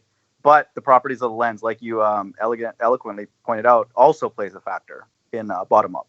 Look, you're saying that both different sizes and different area coverage on what amount of light come in. So No, we didn't say different size. They both have line of sight. Same chance because one lens is bigger than the other one. They both have line of sight. No, here's the thing. No, they don't. If you have two lenses, you have one lens. Let's say an iPhone camera, and that's about less than an inch, right? And that lens is sitting. Let's say that the center of that lens is about 1 inch from the ground, right? Okay, and then in front of it, about 6 feet, you have an object that's about 1 inch high, right? So anything behind that object that's less than 1 inch will not be seen by the iPhone lens, correct? I don't know. I don't know what you're saying. Okay. All I'm saying is that if you take another lens that's bigger than the iPhone lens, now you're actually going to be able to see over that 1 inch obstruction because the lens has got more real estate. Okay, so your position is that that second lens, whatever it is, whether it's an older or newer iPhone, had to have been, whichever one didn't render the bottom, has to be smaller, right? That's your position. Its aperture or ability to receive the light had to have been smaller. That's accounting for bottom up. There's a difference in size on both lenses. That's why one can actually have the light reach it, and the other one can't because of the obstruction. Okay, so that's your position, though. So and I'm not saying I've done this, but hypothetically, if two different cameras did have the same size and that kind of a test were done, you would not be able to wiggle out of that, right? I'm not saying I've done that, but hypothetically, right? That would be, one second, I'm just holding you to this. That's your explanation for what Life is Short did in his first video, right? Well, if you have two identical cameras, then not the you same have camera, the result. same size of the lens, because that's what you claimed is the thing that's causing the missing piece. Yeah, as long as the sensor is also the same. Yeah. Okay, fair enough. No, I'm just asking. I wasn't trying to start a fight. Yeah. Okay. I'm just saying that the lenses were very different in size, so the amount of area they covered is very different. So you could reach more, get more light. That's why you get a blurry picture when not blurry picture, shallow depth of field on a really big aperture compared to very small. That's fine. Just for the audience, obviously you're not going to buy this, but the centers of both were lined up, and obviously they're both above the ground, so the light will reach both. But obviously you can take whatever position you want because your mind is already made up. It will not. If they're not the same size, that's not accurate. What's not accurate? That you're saying that the light will reach both, even though they're not the same size because they're centered It's not their being center. obstructed by anything. It's a flat hallway. Well, that's your claim. You guys keep saying flat hallway, flat carpet hallway, flat floor in the hardware store. I never seen anybody go back and say, Leah, let me show you why this is flat. No, that you guys are claiming, thinking that all the surfaces that seem flat to you are flat. I can tell you because I've actually worked on floors. I've told you this before. You go over there and throw some marbles and tell me what happened to them. You ballers seem to know about a lot of things. You guys know about viruses, floors, everything. I don't know about viruses. We got nurses come by here. We got Professor Phil Bell, who knows about rockets, satellites. You guys know a lot of stuff, man. But no. So is your position, Carlos, that no floors are level? All floors have curves in it? Is that what you're saying? Not perfectly level. Yeah, that's They're correct. level enough. Come on, man. Flat. Rumpus called my carpets fluffy They're carpets. flat Really? enough. Flat enough for what we want to do. Well, You're flat telling me enough there's- is not. Carlos, you're telling me there's 3 inches of curve in my hallway that cover my socks in that test? Are you kidding me? You think they No, designed? it doesn't. It doesn't Floor have stack to curve? be 3 inches if you understand perspective and angular size. It can be a smaller obstruction closer to the lens to be able to cover 3 inches of your foot. The only issue with that is you can see my feet all the way until like 75, 80% of the journey. So I hear your point, but that's not what's happening in what I did. Yeah. How did you make sure that the actual hole was perfectly flat and level? I just went to the end of it. Just measure. I went to the end of it, saw 3 inches missing, and I just assumed there's no way that it can be curved 3 inches. Well, that's true. Hey, well, good for you for assuming. You know what they say about that. It's not a proof. It's not a proof. It's motivating what Life is Short did, and he pinned it down mathematically. I'm not Right. like you guys. Well, you know what? I need you. What you need to do is to perform that experiment multiple times in different places. They're so-called Carlos, flat. have you ever gone out and proved there's curve? Have Right. you What ever have you done? actually done an experiment yourself before you Yes, start I've done multiple ones. complaining?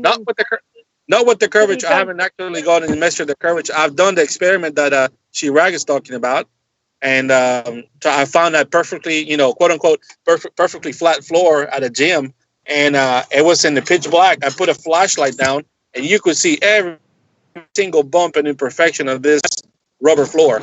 Even though you're that going to floor is- assume that everybody else's floors are like that. Right. You know what they say about assuming. you know what? I have enough experience on working with floors to tell you.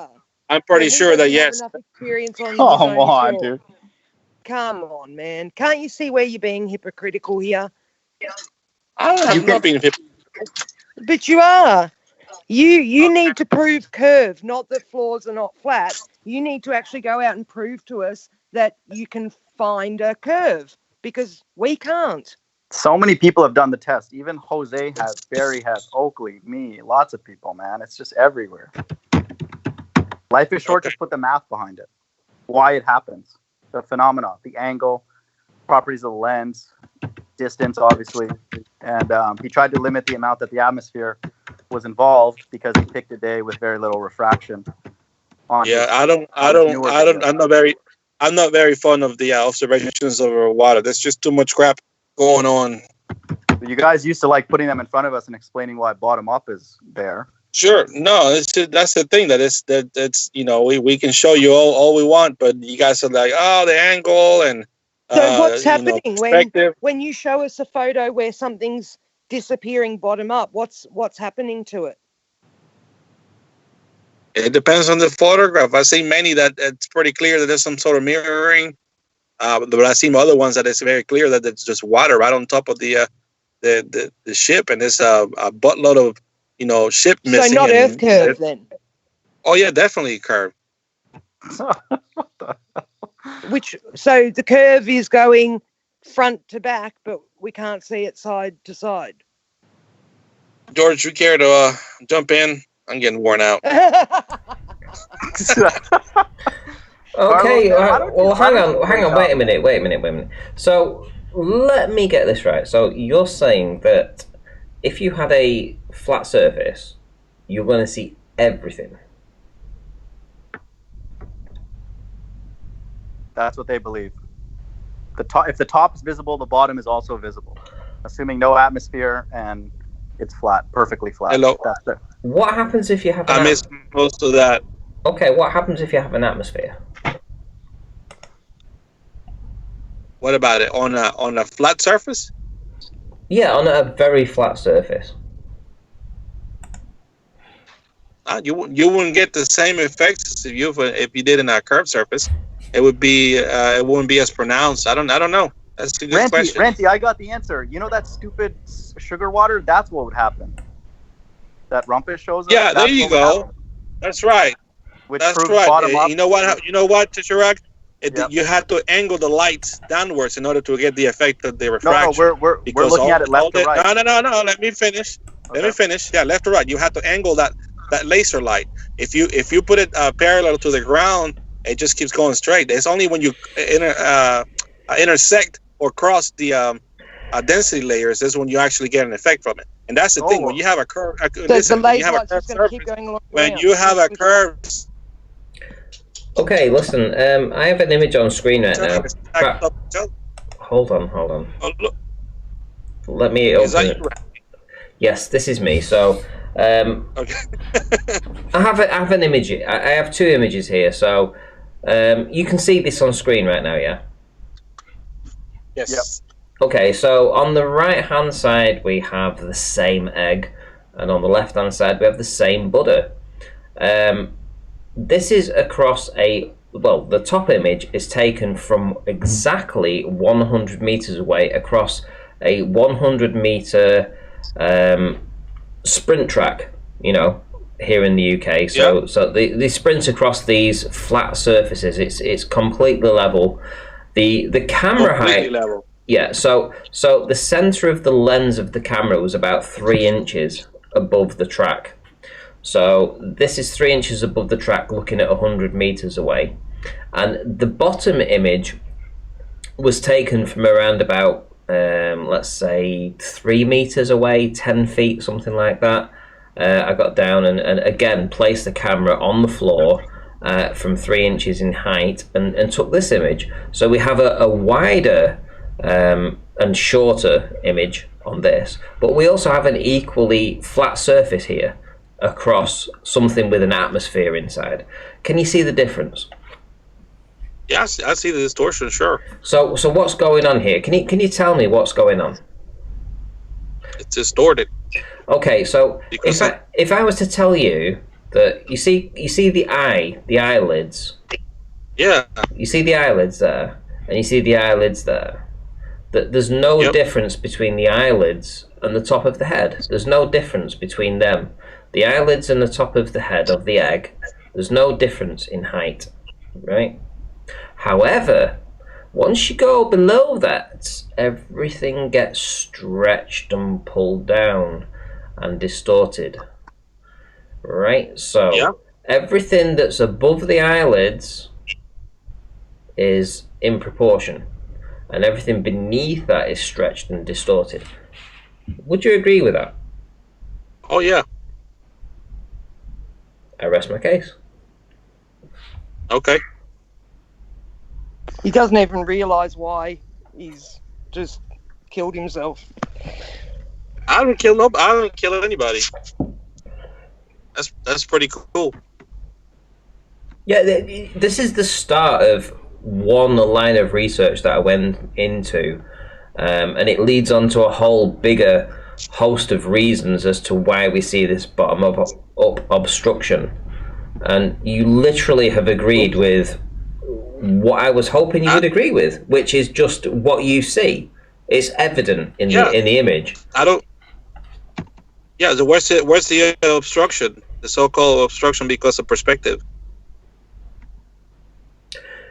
As I say, this is the start. This here is the start of the body of evidence of research that has led to the bottom-up obstruction.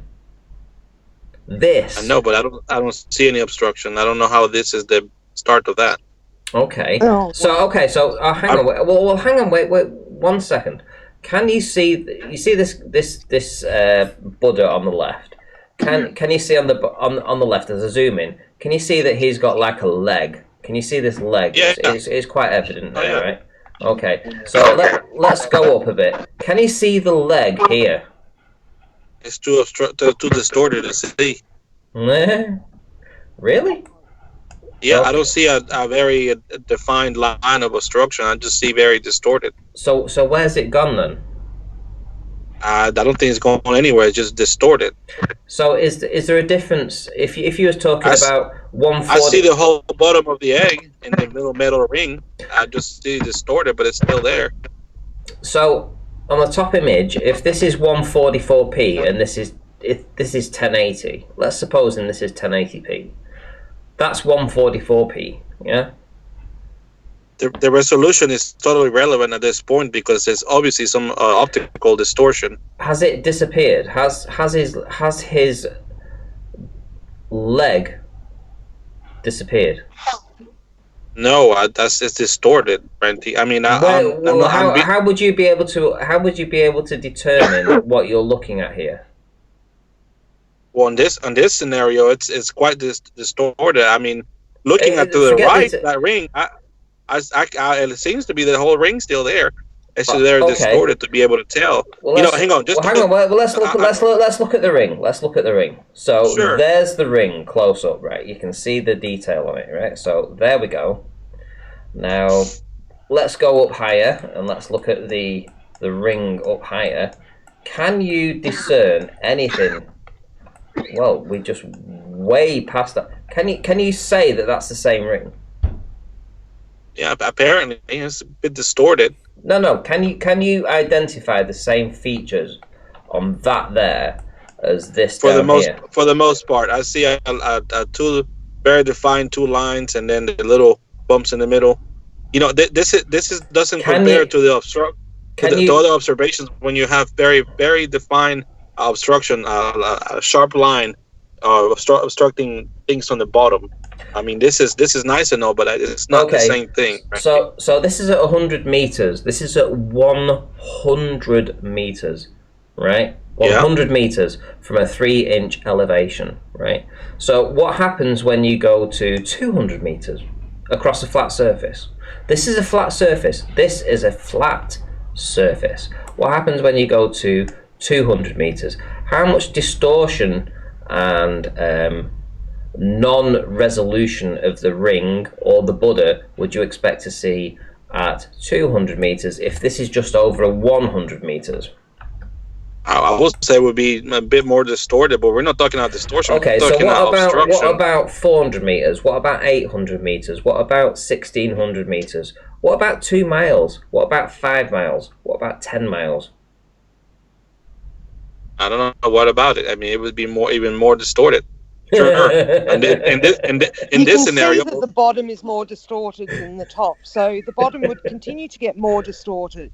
Is that because of perspective, or is that because of the heat on that track and the difference on density layers? But that's our whole point. Even if it is perspective and heat and density layers, is it perspective or not? It can be all of those things, but it's not Earth curve. No. Is it perspective in this scenario right here? Is that what's causing the distortion? No, this is perspective I'm asking her. plus atmospherics. No. What role does perspective play on this here? Because this is what perspective. This is what you see. This is what you are seeing. I know, but she's saying that it's. Don't keep saying. Right, listen, I'm sorry. I'm getting offended by you keep saying she. She has a name, Paige. Please refer to Paige. I don't know her name. Sorry, Paige. I'm sorry. I didn't know that was your name. But anyway, how does perspective make this thing distorted? Right. Okay. Well, can I answer that? Yeah, go for it. Sure. Okay. So, as we both agreed, above the eyes, everything is in perspective. It's literally, you can take off proportional. Yeah, you can take it off. You can superimpose it. It's almost identical. Once you go below the eyes, everything gets dragged downwards. Right? It's being distorted from the bottom up because, and the reason it's being from the bottom up is because everything above it is staying in proportion. Everything below it is not. And what will happen is it's still visible. the further away. Is it visible? Yeah, I see it. What, you can see a color? You can see a color. You can see a color. I don't see any obstruction. You see silver. You see no. Wait a minute. You see silver. You don't see any kind. You couldn't say that ring on this top image is how it looks on the bottom image. You couldn't draw that. Not honestly, if I gave you that image there, that what I'm circling now, that top image, that ring, and said to you, can you tell me what that ring looks like when it's in focus? You would not come up with that ring at the bottom. You wouldn't do it. Well, you know what I can tell you? I can tell you that it's not being obstructed, that's for sure. But the further away you go, and the further away you go, and this is only 100 meters. This is just 100 meters. This is barely down the road. You could literally go out of your street and look down the road. Yeah, it's a hop, skip, and a jump. It's a hop, skip. It's 100 meters away. This is just very down low, 100 meters away. What happens when you go to a mile away? 17, 18 times further than this. What happens when you go to that? That bottom's going to get more and more distorted. Well, it's not just the bottom. You can't make it out. Then the distortion happens above the eyeballs. Everything gets warped out. All you'll end up with is just one smudge. Right.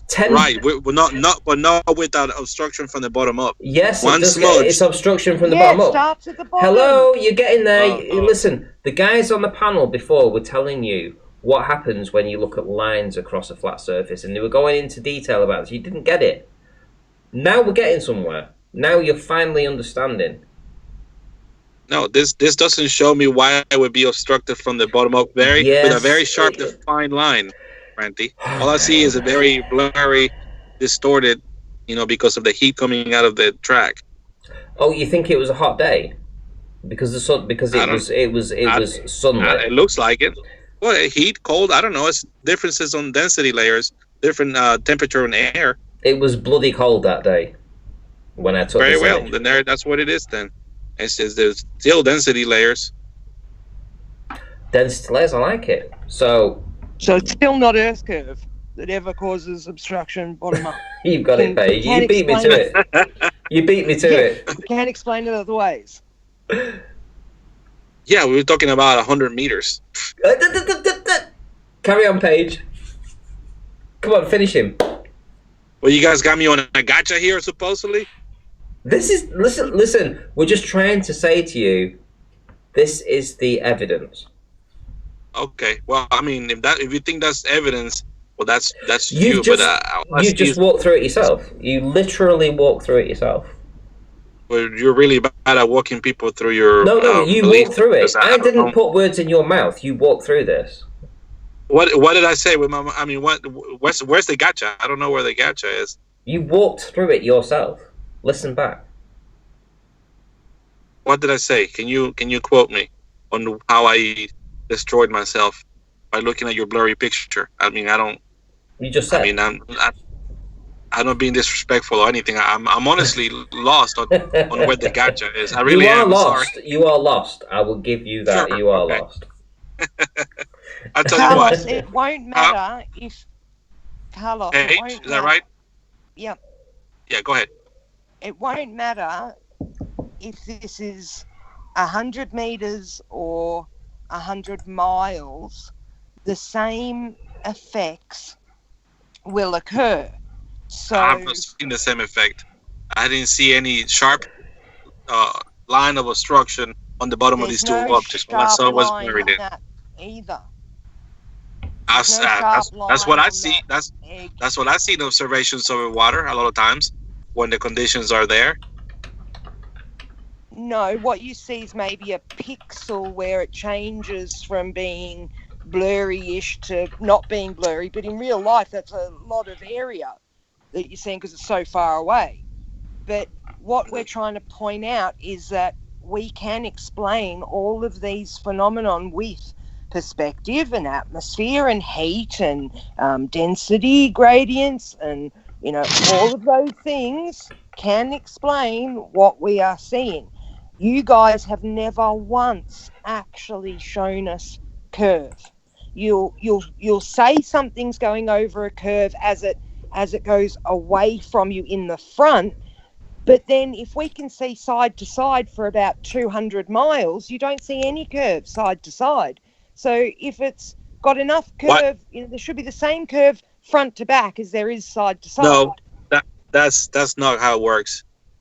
Oh, so you're not on a ball. We are in a sphere, but what do you mean the same amount of curve from side to side? No, stop, Carlos. If you're standing on the top of a sphere, is the edges, are they falling away from you the same front to back as they are side to side? If you're on the top of a ball. Say that again. If you're standing on the top of a ball, does the edges of the ball slope away from you from front to back and side to side exactly the same? Sure, if you want to say slope away, that's the same distance on the horizon, the 360 degrees around you, yeah. Exactly. And what we've pointed out to you guys is that you'll show us a photo with a boat that's, say, 5 miles out and say, look, it's obstructed bottom up because it's gone over the curve. But I can see more than 5 miles to the left and to the right of that boat, but it's completely flat. So where's the curve? What do you can see more than 5 miles from either side? I don't understand. Okay, say you're looking out onto the horizon over the ocean, right? There's an island on your right and there's an island on your left, and those two islands are 200 miles apart, right? You can see both those islands, but they're 200 miles apart. The water in between them is flat. You then see a boat. Would you like, did my middle of my sentence interrupt the beginning of yours or something? Is there something you desperately need to get out before I continue? No, that's why I stopped, because I thought you were done. You weren't. That's why I stopped politely. No. Carry on. Yeah, just let me get the whole scenario. Yeah, go ahead. All right, so you can see both islands. You Google Earth them, you know how far out they are, you know how far apart they are.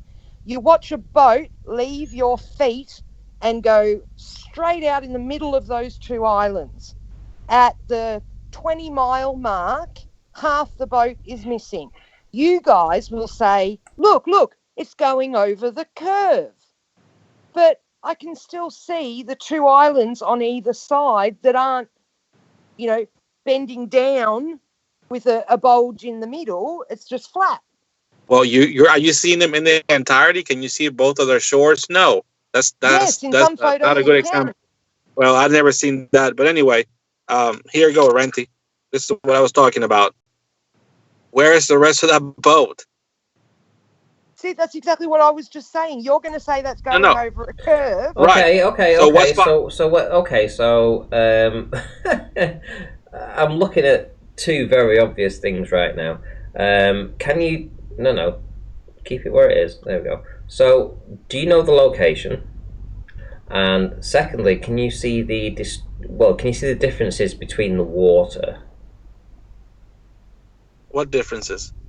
So if you look where it says ships going over the horizon, if you follow that line across the top of those words, you will see a distinct difference between the water above it's really choppy, and the water below that.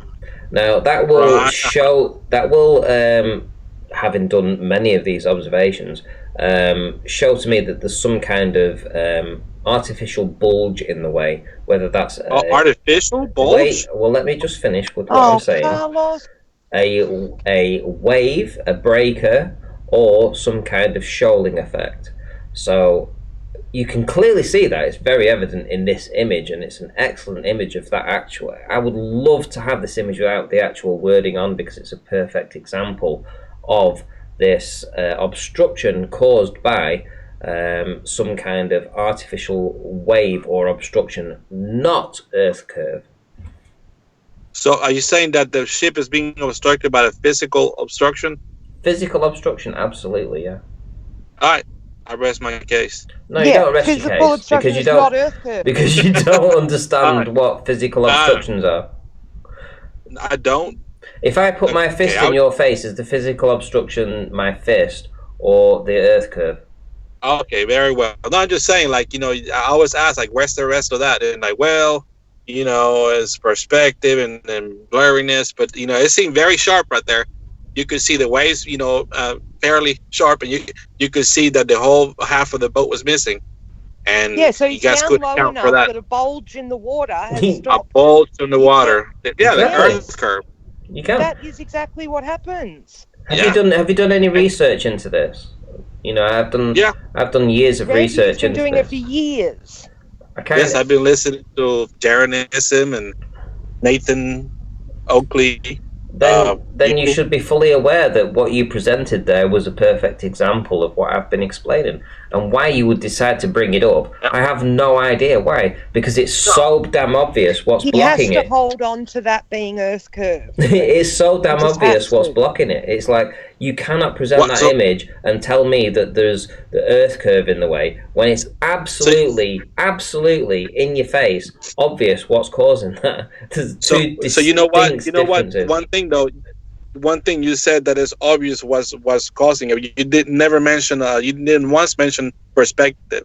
You said that there was a physical obstruction of exactly. Why does it only have to be one thing? We're saying it's all of these things. It can be a combination. It can be one thing. It can be shoulder. Let's just keep it very vague so we don't get No. Listen, you guys have. It could be any of those three. You guys have Earth curvature. I myself look into all the different reasons as to why we may be getting these obstructions, and I've come up with a whole bunch of reasons why, documented them, presented evidence for. You can even go and check for a shoaling calculator, so it's quite evident that you can actually look up this stuff and see it it'll tell you how yourself. big the bulge is going to be. Exactly. My question is, was perspective causing anything in that picture? What role did perspective play? Perspective is what you see in perspective. So perspective is there always anyway. Exactly. But how did perspective have a role on the obstruction of the rest of the perspective didn't have a effect on what you saw. Perspective was what you saw. It didn't have an effect on it. What had an effect on it? In that particular photo, it was the bulging of the water. In that particular photo. Goodness gracious, this guy is so thick. I'm sorry, mate. Seriously. Gee, you are seriously trolling right now. I'm sorry, Randy. It's not my intention to aggravate you. Sorry. I'm sorry, the chat's lit up now. I can see all these red people going, this guy's trolling. Literally, I've got to the same point as these guys. Literally, you can't be denying this right now. You can't. Well, I can tell you I'm not trolling. Actually, it's been a pleasant conversation with you, Randy and Paige. Sorry I didn't know your name earlier. No disrespect. Saying I am sorry. All right, Ranty. Well, I'm home now. I'm done from working. So, thank you for having me. It's been interesting and fun. Hopefully, Thanks for joining. No worries, Carlos. If you ever want to come back and have a debate with me any time on optics, I'll bring you in, mate. Listen, I will bring you up, devour you, eat you up, and just spit you back out like little chicken wings. Very well. So whenever you want to do that, send me a message on Skype, my friend, and I'll bring you in. I'll be ready for you, my friend. You're quite nice at devouring me, I guess. Yeah, no problem. I'll talk to you guys later. I'll put some ketchup on it. Yeah. See you later, mate. Oh dear me. Right, okay. So who have we got left? Yeah, I'm still here, Randy. What's up? He must have a bad sore throat. Does he know that drinking warm water, a mouthful of warm water every 20 minutes helps with a dry throat? Helps to put water moisture back into your lungs and help. Yeah, I do that a lot. I drink a lot of warm tea with lemon in it. Oh, awesome. Yeah. Or even just warm water, just plain water if you don't want to make a cup of tea or something, just a mouthful of just Yeah. plain warm water helps to put that moisture back. Yeah, well, the thing is in the Front Range of Colorado, it's typically very, very dry here. Like right now, we're dealing with about 20% relative humidity, and Oh wow, yeah, that's very dry. yeah, I mean, it just gets nasty here, particularly in the summertime. When you have a lot of dust in the air and stuff, it's not as bad as it usually is right now because we just had a snow, but that only lasts a few days and isn't enough to heal me up. But yeah, moisten everything up again. Yeah, I mean, ever since I moved to northern Minnesota, I've just become a real moisture creature, I guess you would say. And coming back here, it just absolutely is horrible on my skin, my eyes burn, my skin is all dried out. I'm constantly having to moisturize my skin with cold cream and baby oil or whatever it is, engine oil. I'll put anything on me to keep the moisture inside the skin. I just got some horrible visuals, George. Yeah. Yeah, you don't sound too happy at the moment, that's for sure. Well, I'm not. It's just Con and I are both anxiously wanting to get back to Minnesota. Yeah. I just want to say, Brandon. You missed snow. Brandon, we've got you another 9 subscribers this evening. Noticed that Ranty was going to go live.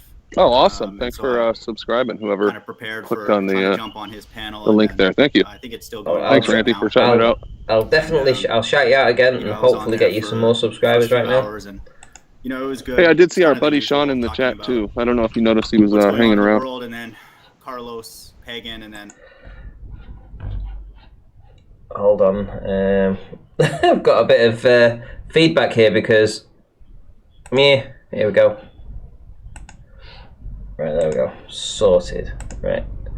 Bit of a technical issue there because, believe it or not, the Mind of God has actually gone live right now. So I will shout his channel out. So, guys, listen, I'm going to be rounding up in the next 5 minutes. So if you want to do like your outro, by all means, have the final say. At the same time, I'm going to send a link for everybody to hopefully to heading over to the Mind of God and listen to what he's saying. So let's start with George. Anything you want to say? Yeah, I'll just say, you kind of got me all wrong, and Paige does too. It's not that I don't want to speak with Paige. I mean, tonight she's been very well behaved, and I find quite pleasant. But I've heard her on other shows with or without me on, and when she on those shows, she always, had been jumping in to get her 2 cents in work before someone finishes speaking. That I find particularly annoying, and that I don't like standing for, and that's what I call white noise in the background. It just when I'm speaking and someone jumps in and is making comment, it distracts and kind of jumps you off your train of thought, and that just it is poor. But if Paige in the future is much like she has been on this show, I find her perfectly acceptable to speak to and carry on a conversation. Okay, thank you very much, George. Paige, anything you want to say before we go? Yeah, thanks, George. No worries. Yeah, I suppose I should remember that some people don't think as quickly as I do, and need to actually think about what they're saying and not have any interruptions. So yeah, I'll try harder to not jump in. But usually, my group of friends, we can sit around and we can throw comments in, and people don't get distracted and wound up. So that's just the way Aussies are. That's just the way I've been brought up. We all sit around and we all talk at the same time, and I can hear what everyone's saying and continue on my conversation and not get distracted. So I understand though that some people do. So sorry, George. I'll try my hardest not to interrupt anyone anymore.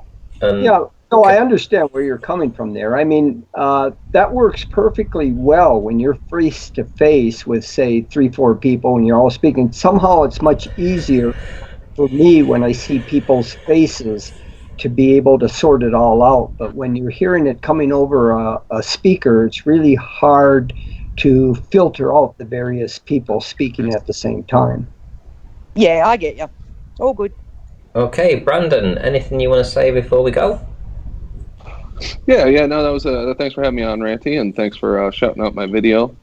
And it was a good discussion. I particularly liked the exchange with Mind of God and Carlos, and then talking about flight in the Coriolis and accounting for curvature, which pilots don't have to do. I thought that was pretty interesting. And George and Paige are uncharacteristically cordial with each other. So that was a strange note to end on, but kudos to you guys. Well, listen, at the end of the day, you know, we're all in this at some point, regardless of whether we believe, you know, the Earth to be a globe or to be flat. You know, essentially, we're all, you know, in the same boat.